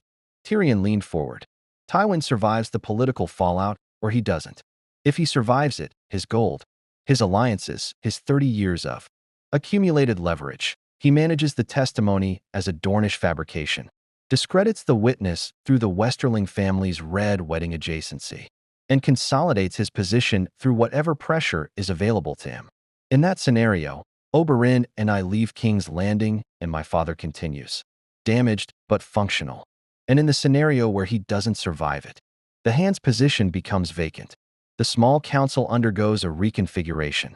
The question of who fills that vacuum becomes the central political question of the next year. He looked at her steadily. Which is a question House Tyrell is better positioned to answer than any other house currently in King's Landing. Olenna was quiet for a moment. Outside her solar's window, the Red Keep's yard was visible, guards in their rotations, a steward crossing with a ledger. The ordinary machinery of the castle's day proceeding in its ordinary way. Marjorie, Olenna said. Marjorie is queen, Tyrion said. Tommen is king. The alliance between your house and the crown is the structural fact that everything else is built on. Lannister dominance of the small council has been, since Joffrey's death, the primary obstacle to that alliance functioning in Tyrell rather than Lannister interests. He paused. The testimony changes the structural fact. Olenna looked at him with the expression she reserved for people who had said something she respected, while knowing they had also said something incomplete. What you haven't said, she observed, is that this also serves your interests in a direction that has nothing to do with King's Landing at all. Tyrion did not flinch. No, I haven't said that. Because you're going east. Because I'm going east. With the Dornish prince. With a Dornish escort and Varys's ship and a destination. I'd prefer not to specify in a room where the ventilation is uncertain. Olenna looked at Oberyn. And Dorne? When the testimony is recorded and the council has heard it, what does Dorne do? Oberyn spoke with the deliberateness he used when the words needed to carry weight, without losing precision. Dorne will support a Targaryen restoration. That has been Prince Doran's position for 20 years, and it will remain his position. What changes is the timeline and the public commitment. He paused. A recorded testimony implicating Tywin Lannister in the murder of a Targaryen princess and her children, heard by the small council and entered into the official record, is not merely a political act. It is a historical one. It reframes what happened during the sack of King's Landing in terms that cannot be subsequently revised. It establishes, formally, that the Lannister ascendancy was built on an atrocity that the current regime has never acknowledged. The dragons, Olenna said. The dragons changed the military mathematics, Oberyn said. The testimony changes the moral ones. Olenna was quiet for a longer time than she had been quiet before. She looked at the uneaten second figure, then at the window, then at Tyrion with the expression of a woman who had decided something and was conducting a final check of her reasoning before committing to it. My granddaughter, she said, is married to a Baratheon by name and a Lannister by circumstance. When the Lannister circumstance changes, and I have believed for some time that it would change, because all circumstances change. This is the one law of Westeros that has no exceptions. I want Marjorie positioned as queen in her own right, not as the wife of a boy king whose claim depends on the goodwill of a house whose goodwill is becoming structurally unreliable. She looked at Oberyn. Dorne supports the Targaryen claim. Daenerys Targaryen, when she comes, will need allies among the great houses. Not just military allies, political ones. Houses that can make the case to the other lords that a Targaryen restoration is legitimate, rather than simply powerful. Dorne has made that case for 20 years, Oberyn said. We will make it louder when the time is right. and Highgarden, Olenna said, with the directness of a woman who had never once in 80 years left the most important question for someone else to ask. When Daenerys Targaryen lands on Westerosi shores with her dragons and her armies, what does a Targaryen queen offer House Tyrell? Oberyn looked at the old woman across the table and felt the specific weight of the moment where the political architecture of the next decade was being negotiated in a solar over uneaten figs, as so many consequential things in Westeros were negotiated in small rooms between careful people while the world outside continued its ordinary business. I am not authorized to negotiate on behalf of Daenerys Targaryen, he said. I have not met her. I cannot promise you what she will offer. He paused. But I can promise you this. When I reach her, I will tell her that House Tyrell made possible the testimony that broke the Lannister hold on her father's throne. I will tell her that Olenna Tyrell chose the longer game over the easier one. And I will tell her that Dorne's alliance with the Targaryen cause came with a Tyrell partnership already in place. He held the old woman's gaze. What a queen does with that information will tell you everything you need to know about whether she is worth supporting. Olenna looked at him for a long moment. The fig sat untouched. Somewhere in the castle's depths, a bell marked the hour. Then Olenna Tyrell smiled, the real smile, not the court performance, the one that reached the eyes and contained within it the accumulated wit and ruthlessness of 80 years of outlasting people who had underestimated her. The small council, she said, meets tomorrow at the 3rd hour of morning, before my son is awake enough to ask inconvenient questions and before Lord Tywin's people have completed their harbor assessments. She looked at Tyrion. Your witness will be ready. He will be ready. Then I suggest you spend tonight doing whatever it is men do before they commit an act of political irreversibility. She waved a hand with the imperious economy of a woman dismissing an audience. Go, both of you. I have letters to write and a granddaughter to reassure and a son to distract. And none of those things will accomplish themselves. They walked back through the keep's corridors in the particular silence of men who have set something in motion that cannot be stopped. The torches in their brackets made the shadows move with the corridor's slight drafts. And Oberyn thought about the water gardens, and Tyrion thought about a ship, and neither of them said anything until they reached the junction that split toward their respective rooms. Tomorrow, Tyrion said. Tomorrow, Oberyn agreed. They parted. In the Tower of the Hand, a lamp burned late. Tywin Lannister still at his desk, still reading, still recalculating. The cold machinery of his intelligence working through contingencies he could not yet fully name because the variables were still assembling themselves in configurations he had not anticipated. He was close. The intelligence from the harbor suggested an anomaly. A cog arrived 3 days prior under lysine colors whose manifest did not match its draft weight, indicating cargo undeclared. He had sent men to investigate. He had not yet received their report.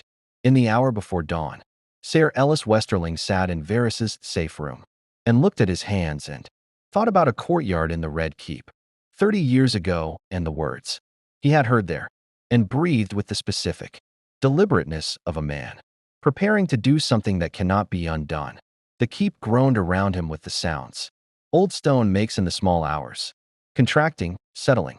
The building's slow conversation with itself, the sound of a structure that had stood through Targaryens and Baratheons and Lannisters, and was entirely indifferent to what came next. He was not indifferent, but he was ready. Outside, King's Landing slept. The ravens on their perches ruffled their feathers in the pre-dawn chill and waited for morning, as ravens do, patient, dark, ready to carry whatever words the day produced to wherever the winds went.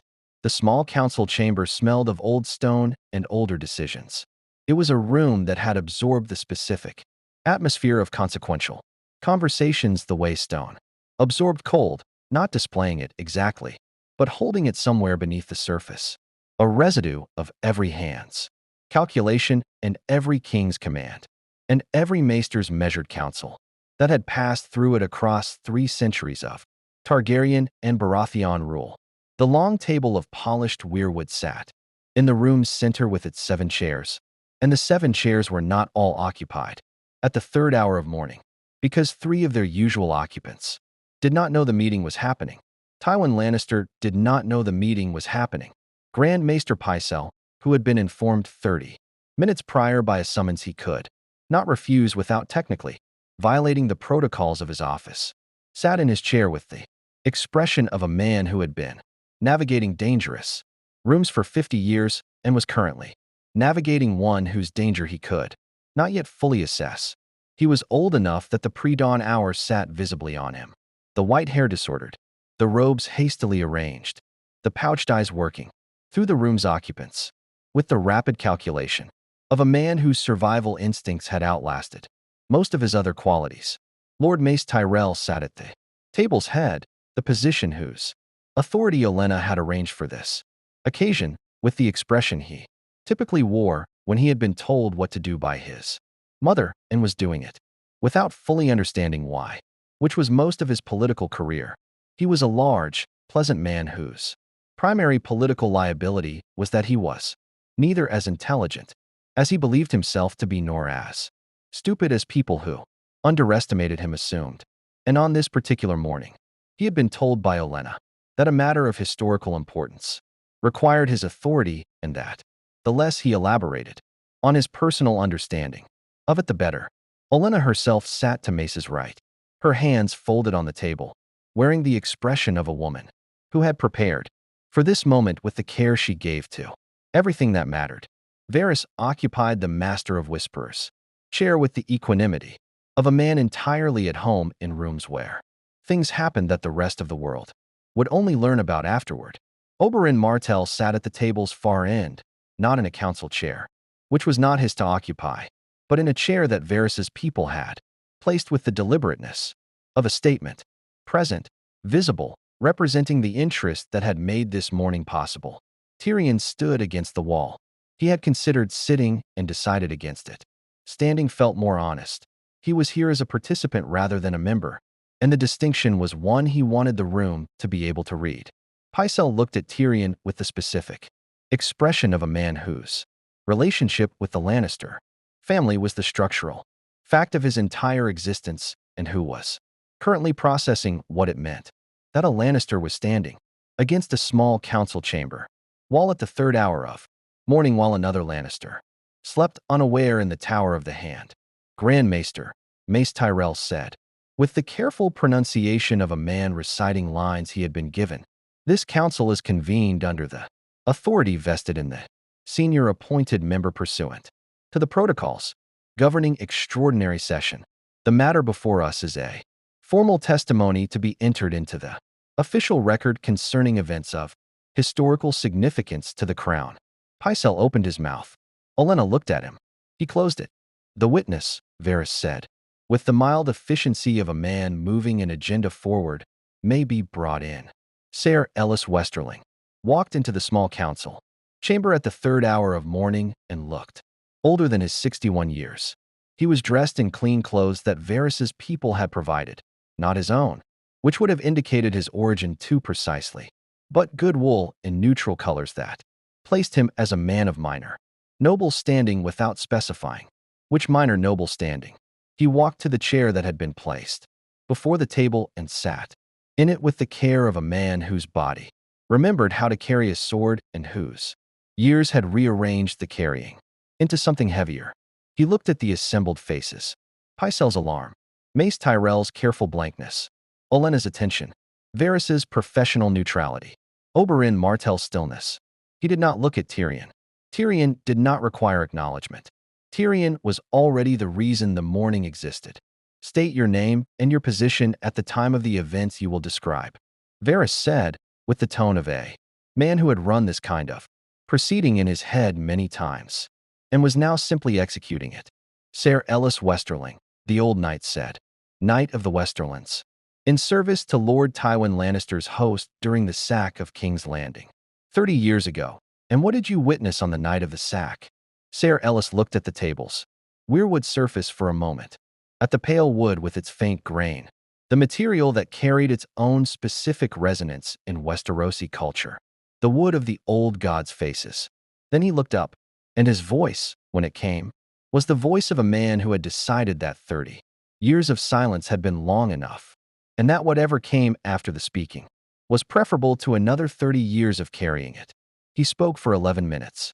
The chamber held a silence, of the quality that rooms hold when something is happening inside them that will be referenced afterward. Not the silence of absence, but the silence of presence, of a weight being placed carefully on a scale. Pycelle's stylus moved across parchment with the automatic industry of a man whose function required documentation, even when his preference would have been ignorance. Mace Tyrell's face underwent several transitions that resolved, ultimately, into something approaching gravity. Olenna did not move. Oberyn was completely still throughout. Tyrion, against the wall, looked at his hands. When Ser Ellis finished, the chamber's silence continued for a moment that was its own kind of statement. Then Varys said, in the same mild tone, "Grand Maester Pycelle." The record. Pycelle looked at what he had written. He was old enough and experienced enough to understand precisely what the document in front of him represented. Not merely a testimony, but a restructuring instrument. A piece of parchment that would, when entered into the official record, reframe 30 years of Westerosi political history in terms from which there was no comfortable retreat. He looked at Varys. He looked at Olenna. He looked at the testimony on the parchment. The record, Pycelle said, with the specific flatness of a man, surrendering a position not because he chose to but because the position had become untenable, is complete. Tywin Lannister arrived at the small council chamber at the 4th hour of morning. He had been informed 20 minutes prior by a guard whose rotation placed him adjacent to the chamber's corridor, a guard who served 2 masters, with the practiced duplicity of a man who had learned that exclusive loyalty in King's Landing was the fastest route to early retirement. Tywin had dressed with the speed of a man who never allowed urgency to express itself as dishevelment. Fully armored in the Lannister manner, the hands chain across his chest, his face wearing the cold amber calm that was his response to every situation, regardless of its actual temperature. He walked into the room and took its configuration in a single sweep. His son against the wall, the Dornish prince at the table's end, Pycelle with parchment, Olenna Tyrell with the expression of a woman who has been waiting for this moment with considerable patience. He looked at Mace Tyrell at the table's head. "Lord Mace," he said, with the voice of a man recalibrating without showing the recalibration. "This is an irregular convening. It is an extraordinary session," Mace said, with the careful pronunciation of a man who had been told exactly what words to use and was using them. Convened under the senior member's authority pursuant to established protocol. Tywin looked at Varys. Varys met the look with professional serenity. Tywin looked at Tyrion. Tyrion looked back. This was the most difficult thing he had done in the morning that had already contained several difficult things, meeting his father's eyes in a room where he had participated in his father's exposure, holding the gaze of the most formidable intelligence he had ever encountered, in a context that made the encounter a direct confrontation. He held it. His hands were steady. He was mildly surprised by this. The testimony, Tywin said, with the precision of a man who has assessed a situation and moved directly to its critical element, is recorded. It is recorded, Varys confirmed. The Grand Maester has signed it. He has. Tywin was quiet. In a lesser man, the quiet would have been shock or defeat. In Tywin Lannister, it was the stillness of a mind processing at its fullest capacity, assessing options, identifying leverage, calculating whether the situation had moved past the point where his usual instruments applied. It had. This was a thing he had never experienced in quite this configuration, not the simple loss of a political contest, which he had experienced twice before and recovered from through patience and ruthlessness, but the specific loss of a context in which those qualities had ceased to be the primary variables. The testimony was recorded. Pycelle had signed it. The small council had witnessed it. Entering the official record meant entering the apparatus of Westerosi. Institutional memory, the Citadel's copies, the Lord's ravens, the version of history that the realm would subsequently organize itself around. He could discredit Ser Ellis Westerling. He could pressure Pycelle, manage Mace, neutralize Varys's network. He could survive this, politically, through the machinery of Lannister wealth and accumulated power. He had survived worse, by some measures. But the room knew. Every person in this room, including his son, had been present for the testimony, and the knowledge was now distributed. Across minds he could not fully control and parchment he could not retrieve. And Tywin Lannister understood in the cold clarity of the fourth hour of morning that the architecture of this moment had been constructed specifically to be irreversible. He looked at Oberyn Martell. Oberyn looked back with the expression he had worn in the fighting pit. Not triumph, not heat, but cold precision. The expression of a man who has aimed carefully and struck accurately and is already thinking about what comes next. Lord Tywin, Oberyn said, with the courtesy that was the most dangerous thing about him. The record reflects what happened to my sister and her children. It reflects who gave the order. He paused. I want you to understand that I am not satisfied. I want you to understand that this, a gesture encompassing the chamber, the parchment, the mourning, is not the end of what I intend. Another pause. But it is a beginning that cannot be undone. And I wanted you to know that I was here for it. Tywin said nothing for a moment. When he spoke, his voice had the quality it always carried, cold, measured, completely controlled, but underneath it, if you were listening, for the specific frequency that indicated a man confronting the limits of his instruments, there was something different. You are a long way from Dorne, Prince Oberyn, Tywin said. Yes, Oberyn agreed. But the ravens fly fast. The chamber held that exchange for a moment. Then Tywin turned, and without another word, walked out of the small council chamber with the deliberate pace of a man whose retreat is a tactical choice rather than a defeat. The door closed behind him. Pycelle let out a breath. Mace Tyrell looked at his mother. Olenna's expression did not change, but something in it settled. The specific quality of a woman who has played a long game and has reached the moment where the board has changed in the way she intended. Tyrion moved from the wall. He looked at Oberyn across the chamber. It's done, he said. Oberyn looked at the closed door, at the parchment, at the weirwood table that had held the weight of 30 years of unspoken truth for 11 minutes and produced, at the end of those 11 minutes, a record that would outlast every person in this room. The testimony is done, Oberyn said carefully. Tywin Lannister is not. No, Tyrion agreed. He is not. A pause. But he is different now, and Westeros will know it. From somewhere in the Red Keep's depths, a cock crowed with the mechanical optimism of birds that do not track human events. Morning was arriving regardless, the fourth hour giving way to the fifth. The darkness outside the chamber's narrow windows shifting toward the particular gray that preceded Westerosi dawn. The light that was neither night nor day, but the threshold between them. Varys rose. There is a ship, he said, to no one in particular, which was to say to both of them. The tide serves until the seventh hour. Tyrion looked at Oberyn. Oberyn looked at Tyrion. They had been, for 10 days, unlikely architects of a morning that neither of them had specifically planned, drawn together by the overlap of their interests, sustained by the competence each brought to what the other lacked, separated in their deepest motivations by a distance that neither had pretended wasn't there. They had been, Tyrion thought, a good partnership. Not a simple one. Not one built on warmth, exactly, but built on the thing that in Westeros was more durable than warmth. Mutual respect between people who understood each other's capabilities accurately. East, Oberyn said. East, Tyrion confirmed.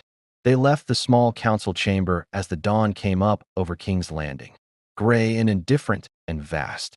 The city below beginning its morning, with the same reliable disregard for the previous night's events that it had always maintained. The harbor smell came in on the early breeze, salt and pitch and the particular complexity of a city built on commerce, on movement, on the constant arrival and departure of people carrying things from one part of the world to another. Varys' ship was waiting. The small council chamber smelled of old wood and older decisions. It was a room that had absorbed 30 years of governance. Into its grain, the smoke of 1,000 candles, the must of 10,000 documents stacked and retrieved and stacked again, the particular human residue of men sitting in proximity to power for extended periods and conducting themselves accordingly. The table was ancient Westerosi oak, scarred with the marks of rings and quills and the occasional fist. And it had seated kings and hands and lords of every great house. And it had heard things that would have rewritten history if they had left the room, and things that had rewritten history because they had. It was, in its way, the most significant piece of furniture in the Seven Kingdoms. And it looked exactly like a table. Olenna had arranged it with the precision of a woman who understood that the architecture of a meeting shaped its outcome. Ser Ellis sat at the table's midpoint, equidistant from every other position, which placed him at the visual center without placing him at the authority position, a distinction that mattered, that told the council members he was a witness rather than a supplicant. Tyrion sat to the right, nominally as a former member of the council itself, a legal fig leaf, whose flimsiness everyone present recognized and no one challenged because the alternative was a longer argument. Oberyn sat opposite in Martell colors, representing the interest that had brought the witness here.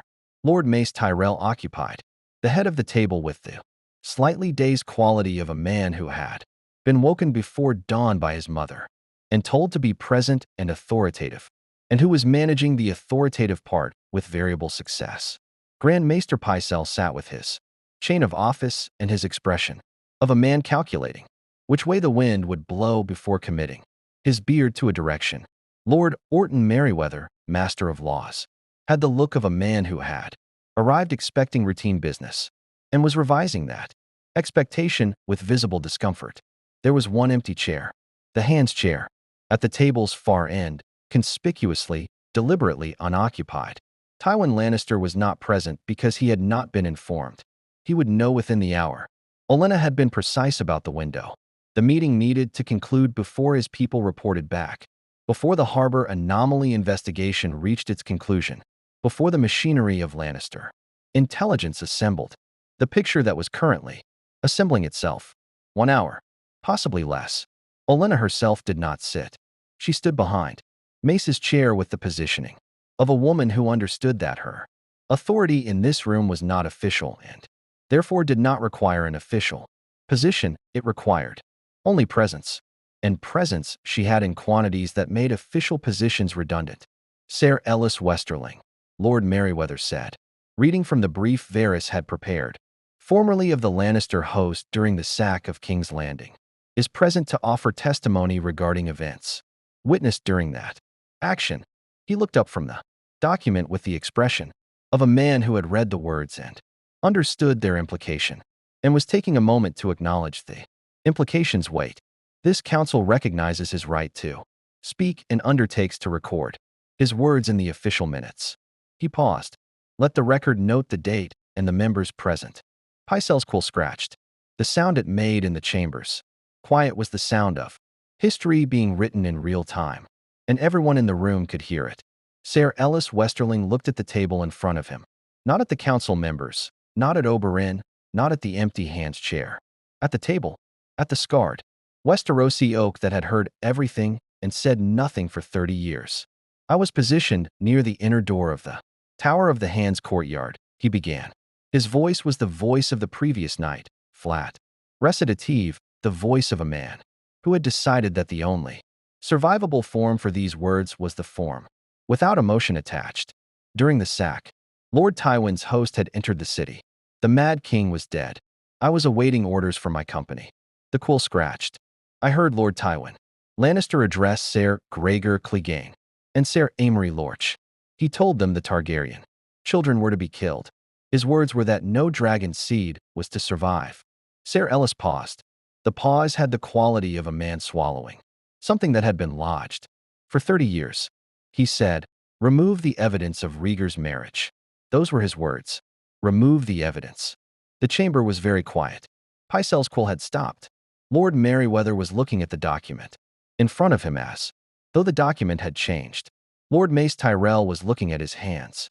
Olenna, behind her son's chair, was looking at Ser Ellis with the expression of a woman who has known a truth for a long time and is watching it enter official record for the first time, which is a different thing from knowing it and has its own particular weight. Oberyn was looking at the empty chair. He was looking at the chair with the focused attention of a man who is not looking at what he is looking at, who is using the chair as a focal point. Because the alternative is to look at something that isn't in the room, something that will never be in the room, something that the words just spoken have simultaneously honored and made more final than it has ever been before. Remove the evidence. Elia, in those two words, reduced to a problem of record keeping. And the record keeping solved in a room in the Red Keep. 30 years ago by a man who was, right now, in a tower 200 feet from where Oberyn sat, alive and capable and moving against them. Tyrion broke the silence.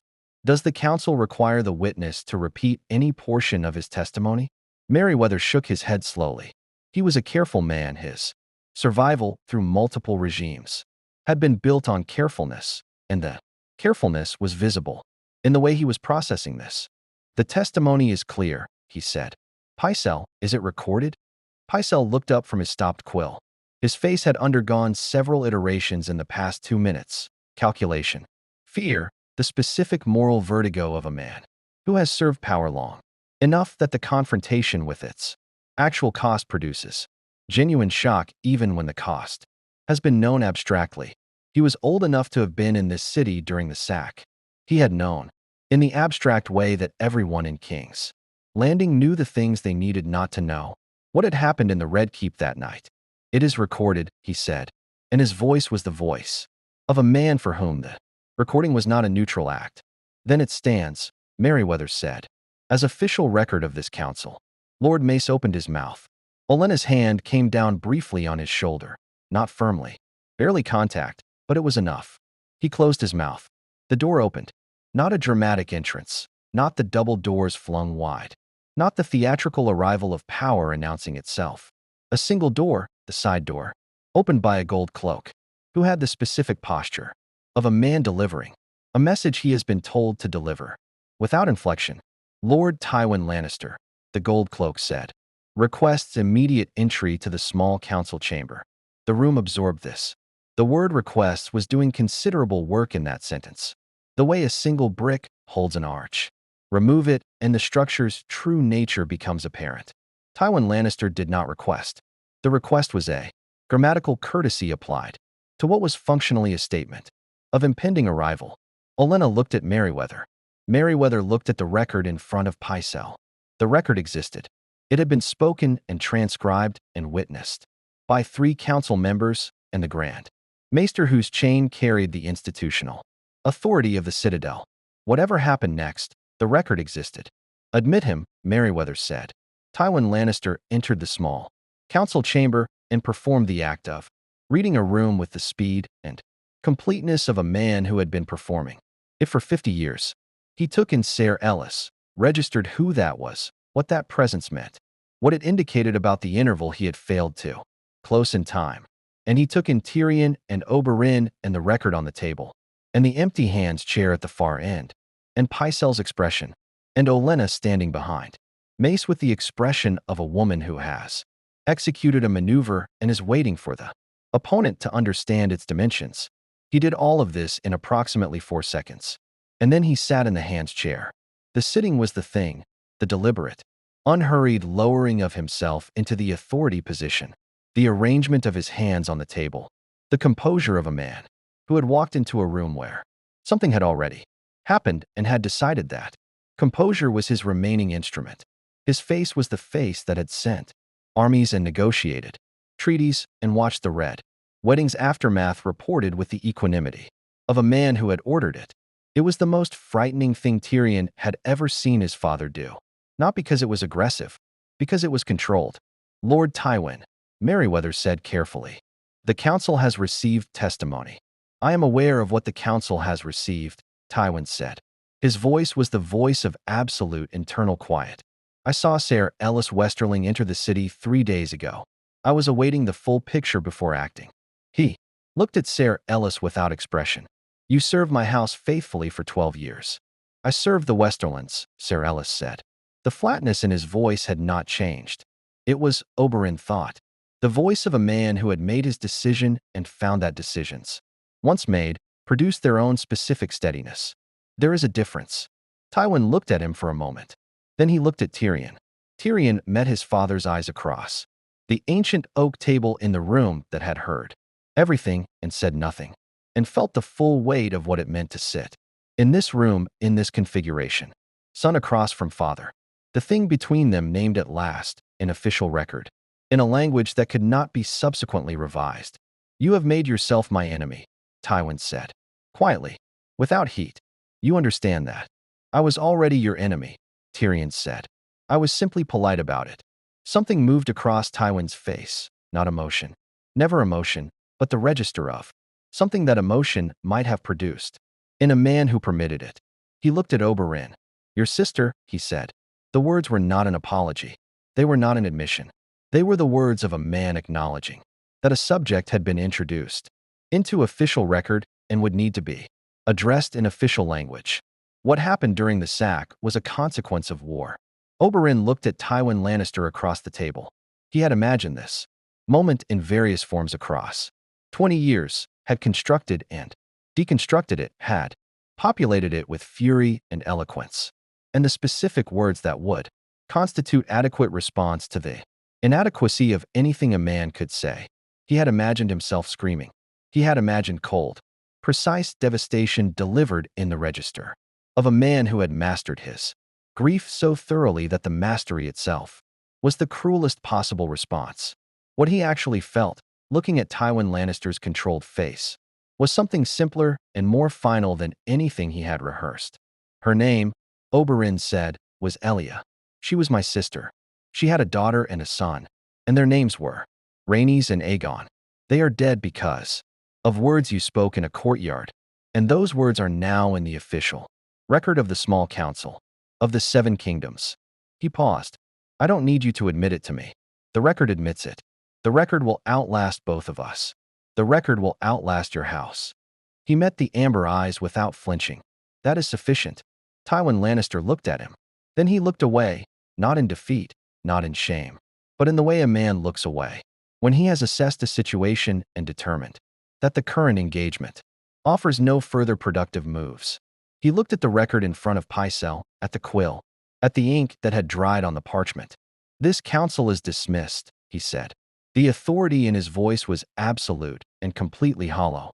The authority of a man whose position was structurally intact and functionally compromised. And everyone in the room could hear both qualities simultaneously. No one moved immediately. Then Mace began to rise, caught his mother's eye, and stopped. Merryweather looked at the record and stayed seated. Pycelle clasped his hands around his chain and studied the table. Olenna spoke from behind her son's chair, in the tone of a woman for whom this moment was the conclusion of a calculation that had been running since before most people in the room had formed political opinions. I believe, she said pleasantly, that the hand's position requires review, given the testimony entered today. She looked at Tommen's empty king's chair at the table's head. The boy king had not been woken, had not been told, was in his chambers with his cats and his 11 years in his complete ignorance of what was being decided in his name. We shall need to inform his grace. The chamber held its breath. Tywin Lannister looked at Olenna Tyrell with the eyes of a man who had underestimated her for the last time and knew it. In the corridor outside, footsteps, Lannister guard, recognizable by their weight and rhythm. But the door did not open, because Varys had arranged for the gold cloaks at the chambers exterior to have been replaced, at the 3rd hour of morning, by men whose loyalty had been secured through means that Varys did not specify and Tyrion did not ask about. The testimony was in the record. The record was witnessed. The hand's chair, whatever Tywin's body currently occupied, it had already begun to empty.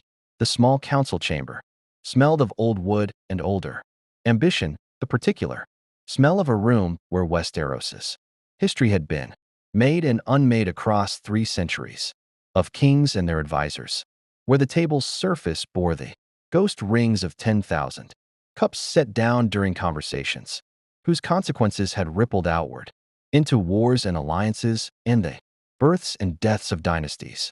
The candles were lit at the 3rd hour of morning by a steward who had been instructed by Lady Olenna that the council required an early session and who had not questioned this because Lady Olenna's instructions carried the quality of geological fact, not commandments but conditions.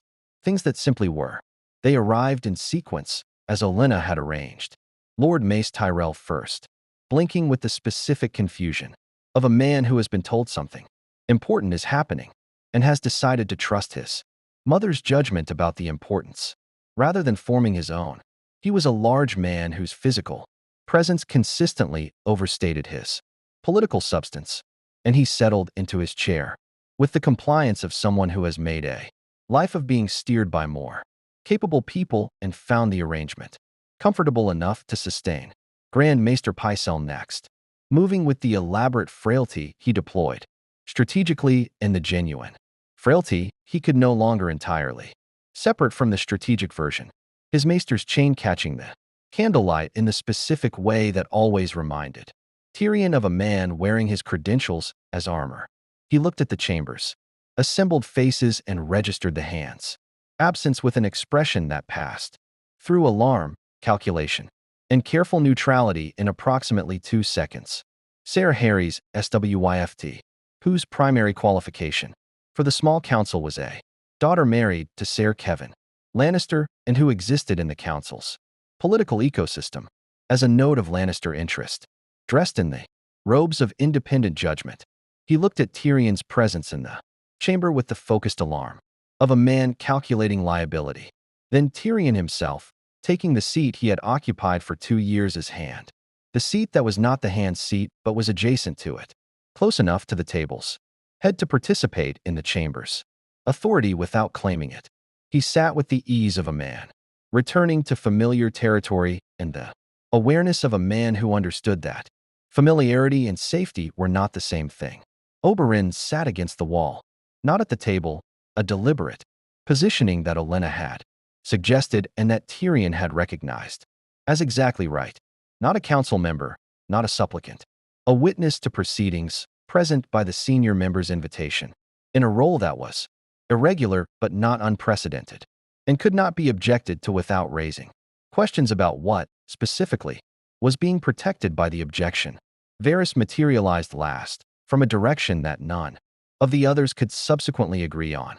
Olenna called the session to order, with the gavel's authority of a woman who had attended enough small council sessions to have absorbed its procedural rhythms without ever having held a seat at it. "We are convened," she said, "to receive testimony relevant to matters of the realm's history and current security. Lord Mace, as senior appointed member in the hand's absence, presides. Grand Maester Pycelle will record." She looked at Pycelle with the specific expression she reserved for men whose compliance she required, and whose preferences she did not. "Everything. You will record everything." Pycelle opened his mouth, closed it, reached for his quill. Ser Ellis Westerling was brought in. He looked smaller in the council chamber than he had in the fish market room, the high ceilings, and the weight of the table and the candlelight, all conspiring to reduce individual human scale in the way that rooms designed to process power always did. He stood at the chamber's center in the plain clothes of a man who had spent 30 years being unobtrusive and looked at the council members with the eyes of someone who had made a decision and was inhabiting its consequences. Tyrion spoke the formal words, the witness's name, his history, his presence at the sack of King's Landing and the host of Lord Tywin Lannister. He spoke them with the careful precision of a man constructing a legal record, because the record was the point. The record was the thing that would outlast this morning, the thing that could not be subsequently revised or disappeared, the thing that Westeros's history would either absorb or attempt to eject but could not simply ignore. Pycelle wrote. Ser Ellis spoke. He spoke for 20 minutes, in the flat, recitative voice of a man who had rehearsed not the words, but the distance from them. The emotional remove that made it possible to say what he was saying without the saying consuming him. He spoke of the courtyard, of the position near the inner door, of the words he had heard. Lord Tywin Lannister speak to Ser Gregor Clegane and Ser Amory. Lorch. He spoke them precisely, without elaboration, without the interpretive framing that would have made them more dramatically satisfying and legally weaker. The Targaryen children are to be killed. No dragon's seed survives. Remove the evidence of Rhaegar's marriage. The words entered the chamber's air, and the Chamber's official record simultaneously, and Pycelle's quill moved, without stopping because stopping would have required a decision that Pycelle was not prepared to make in the presence of Olenna. Tyrell's attention. Lord Mace looked at his mother twice during the testimony. Both times she was watching Sir Ellis with the expression of a woman, receiving information she had long suspected, and was now processing in its confirmed form. Sir Harry's SWIFD had gone the color of old wax. Varys watched from his position with the expression that Varys always wore, the mild, affectionate attention of a man for whom information was the only currency that mattered and who was watching a significant deposit being made. When Sir Ellis finished, the chamber was quiet in the way that chambers are quiet after something has been said that reorganizes the space around it. Tyrion looked at Pycelle. Read back the testimony. Pycelle looked at Tyrion, then at Olenna, then back at the page in front of him, and read it back in the thin voice of a very old man reading something that he understood would outlast him. Significantly, in every direction.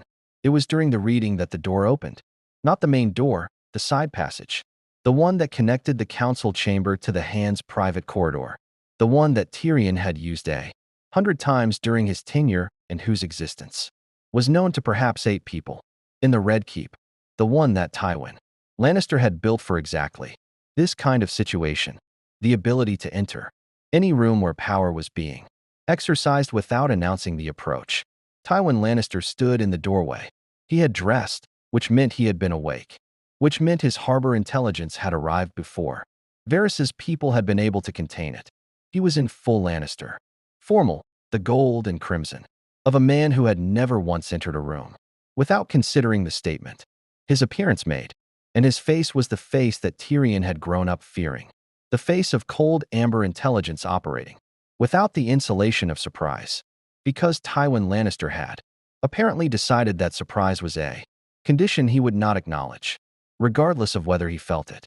He looked at the chamber, at Mace Tyrell in the presiding seat, at Pycelle with his quill, at Sir Ellis Westerling, whose presence visibly landed, with the weight of a man who had done his calculation and arrived at the number he had been hoping not to find, at Oberyn against the wall, at Tyrion, specifically, and for slightly longer than the others. This session, Tywin said, with the voice that had commanded armies and ended conversations, since before most of the people present had been born, has not been properly convened. It has been convened, Olenna said, without looking up from the table, under Lord Mace's authority as senior appointed member in the Hand's absence. The procedural basis is the 3rd article of Small Council Convention, which predates your tenure as Hand by approximately 200 years and does not require your presence or approval. She looked up. Sit down, Lord Tywin, or don't, but you will not interrupt a formal session. The two of them looked at each other across the council chamber.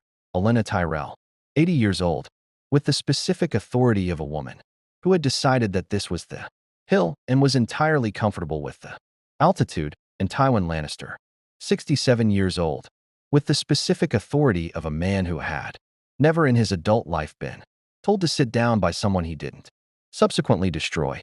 Tywin entered the chamber. He did not sit. He moved to a position where he could see the table's full length, and he looked at Sir Ellis Westerling with the cold attention of a man identifying a problem. Your name? Tywin said to the old knight.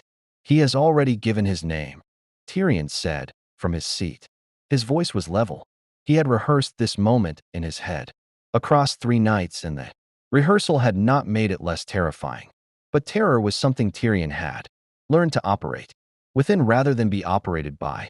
It is in the record, along with everything else he has said. Tywin looked at his son.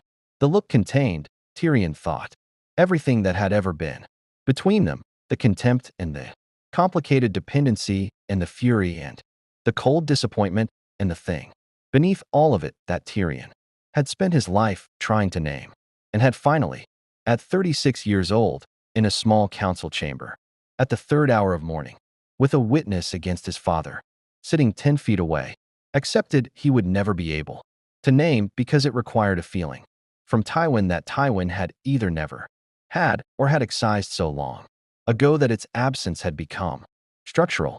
Whatever has been said in this room, Tywin said, addressing the chamber rather than any individual, has been said in a session convened without proper authority, by witnesses whose motivations and reliability are transparently political, in a forum that has no jurisdiction, over matters 30 years. Concluded. He looked at Pycelle. The record will be reviewed. The record, Oberyn said, from the wall, has already been copied. Tywin looked at him. 3 copies, Oberyn said, made while Ser Ellis was speaking. 1 remains here. 1 is already outside the Red Keep. 1 is on a ship that left the harbor an hour ago, bound for Sunspear, where Prince Doran will receive it and determine how it is shared with Dorns, lords, and the appropriate parties in the free cities. He held Tywin's gaze with the steadiness of a man who had driven a spear through the mountain's throat and found the experience clarifying. You can contest the session's authority. You can discredit the witness. You can do what Lannister power does, which is to apply sufficient pressure to the machinery of justice until justice produces the outcome you prefer. He paused. But the record exists. In 3 places. And the record says what? Ser Ellis heard you say in a courtyard in the Red Keep 30 years ago. The chamber was absolutely silent. Tywin Lannister stood in the candlelight of the small council chamber and looked at Oberyn Martell. And something moved behind those cold amber eyes. Not fear. Tyrion was almost certain, because Tywin Lannister's relationship with fear was like his relationship with sentiment. Something excised so early it had left only scar tissue. But something. The recognition, perhaps, of a specific kind of defeat, not the total defeat of a man destroyed, but the partial defeat of a man whose control of the narrative, the single most important resource he had always maintained, had been compromised in a way that could not be fully repaired regardless of what happened next. The record existed. Tywin looked at Tyrion one final time. You have made, Tywin said quietly, in the voice he used for statements he intended to be final, an enemy that you do not have the resources to survive. Tyrion looked at his father across the length of the small council table, in the room where he had served his hand and learned the machinery of power and understood, finally, that the machinery's purpose was not governance but the perpetuation of the people who controlled it. And he felt the thing he had been carrying since childhood, the need for his father's acknowledgement, the wound of its perpetual absence, shift in its position, not disappear but become something he was holding rather than something that was holding him. I know, Tyrion said. I've made arrangements. Tywin left the chamber the way he had entered it, through the side passage, without haste, without the performance of retreat. The door closed. The candles burned. Pycelle's quill had stopped moving during the confrontation and now resumed, with the mechanical resumption of a man returning to a task he understood. Ser Ellis Westerling stood in the chamber's center and breathed. Olenna Tyrell looked at the table's surface and allowed herself a single, small expression that was not quite satisfaction, but was its near neighbor. And Tyrion Lannister sat in the chair adjacent to the hand seat and looked at the door through which his father had gone and understood with complete clarity that the next 24 hours would determine whether everything they had built in the past 9 days was a foundation or a funeral, and that the difference between those 2 things would come down, as it always did in Westeros, to who moved first. The ship was called the Shy Maid, a river trading vessel Varys had requisitioned, through the layered intermediary structure he maintained, for exactly this category of necessity, broad-bottomed and low-profiled, and utterly unremarkable, in the specific way that unremarkable things in King's Landing were frequently remarkable upon closer examination. It sat in the harbor's eastern anchorage beneath a Pentoshi merchant flag, loaded with wool and salt fish, and 3 people who were not wool or salt fish, waiting for the tide that came 2 hours before dawn. Tyrion had packed nothing. This was partly practical. There was nothing in his King's Landing rooms whose absence would not be explained by the story that needed to be told about his departure, which was the story of a man who had left in haste rather than by arrangement. And haste left things behind, but it was partly something else, something he did not examine too closely. The instinct of a man closing a door on a room he was not certain he had ever truly inhabited. King's Landing had been his city in the way that things you have mastered become yours.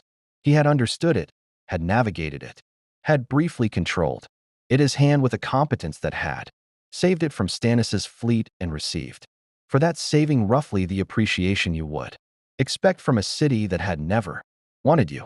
He was leaving it as he had arrived at most things in his life, through the side entrance, in the dark, with the uncomfortable awareness that the main door had always been locked against him. He stood at the harbor's edge and looked at the shy maid and thought about East. Oberyn arrived beside him with the specific quality of a man who had concluded his immediate business and was carrying the conclusion's weight. He had come from a final meeting with Varys, the details of which Tyrion had not asked about and Varys had not offered, which was the kind of operational discretion that each of them maintained about the other's work. He was dressed for travel rather than court. He looked, Tyrion thought, like a man who had set down something very heavy and was relearning how to carry himself without it. Doran's raven came, Oberyn said, and he is furious with me. A pause, in which the harbor's water moved against the pilings with its patient, indifferent rhythm. He is also proud of me.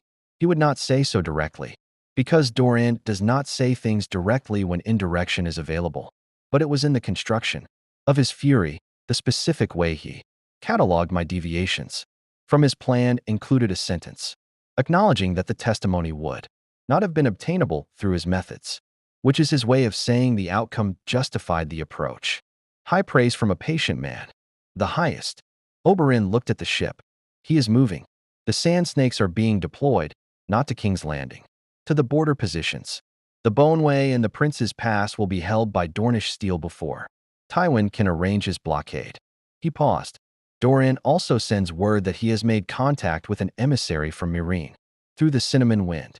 Another pause. It seems we are not the first to consider the eastern option. Tyrion absorbed this. He's been in contact with Daenerys's people, with people who are in contact with people who are in contact with her court. Doran is precise about degrees of separation. He almost smiled. But the channel exists, and it is warm. The harbor moved. Somewhere further along the dock, a night watchman made his rounds with his lantern, the lights swinging in its slow arc. Tyrion watched it and thought about what warm channels meant in the political mathematics of what came next. Dorne committed to the Targaryen cause. Highgarden negotiating through Olenna's private interest. The small council's record existing in Pycelle's minutes. Witnessed, official, impossible to fully suppress even by the most aggressive. Lannister management. Tywin could discredit its political impact, could manage its immediate legal consequences. But the record itself was distributed now, copied by Varys's people before the chamber had fully emptied, sent east and south through routes that Lannister ravens could not intercept entirely. The hand's position was under review. Mace Tyrell, woken before noon and informed of the morning's events by Olenna with the careful framing of a woman who had already decided what framing served best, had demanded a formal small council inquiry. The inquiry would take time. Westerosi institutions moved with the geological pace of things that had survived every previous upheaval by outlasting it, but time was now running in a different direction than it had been running the previous week. Tywin's time was shorter than it had been. His options were narrowing in ways that his cold intelligence could see clearly and his position could not fully prevent. He was still dangerous. He would remain dangerous until he wasn't. But the architecture of his dominance had a crack in it now, a crack that ran from the small councils, record through every house, that had tolerated Lannister power because it seemed permanent and would now be revising that assessment. Permanence, in Westeros, was always provisional. Cersei, Tyrion said, she will move against you. She has always moved against me. The geography of that movement will change when she discovers I'm no longer in the city. He looked at the ship. She will also move against the council's inquiry.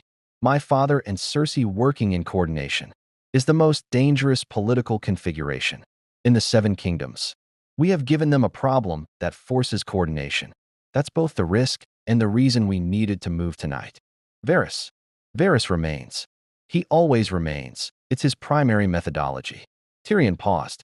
He will manage what can be managed, and he will send us information through channels that I will understand, and Cersei's people won't, because Varys has been developing ciphers for longer than Cersei has been alive, and his operational security is genuinely Excellent.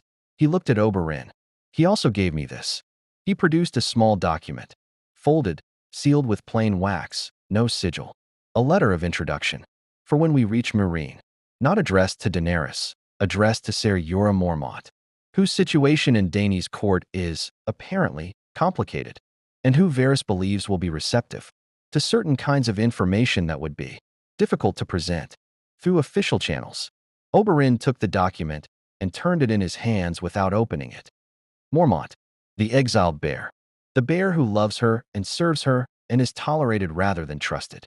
A man in that position is useful in specific ways. He wants to help her succeed, more than he wants personal credit for the helping, which is rarer than it sounds in a court full of people who want things for themselves. Tyrion paused.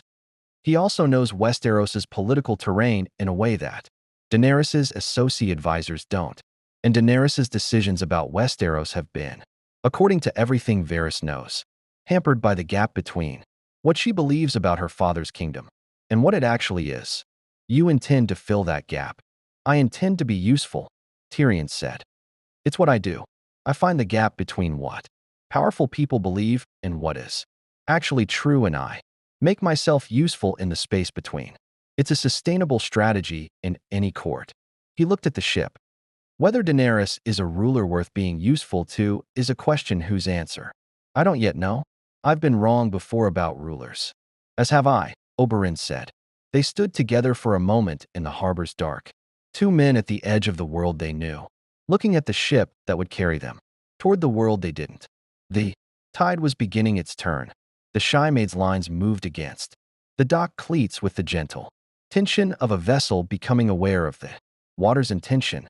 When we reach her, Oberyn said, and she asks why Dorne supports her cause. What do I tell her? Tyrion looked at him. Tell her the truth. That Dorne has waited 20 years for a ruler who was not complicit in what happened to your sister. That the patience has been purchased at a cost that she should understand and honor. That Dorne's swords and Dorne's gold and Dorne's geography, the southern shore, the mountain passes, the position that makes a western landing defensible, are offered not out of sentiment, but out of political conviction that a Targaryen restoration is the best available future for a continent that has exhausted every other option. And you, Oberyn said. What will you tell her? Tyrion was quiet for a moment. The harbor water moved. The watchman's lantern completed its arc and disappeared around a building's corner.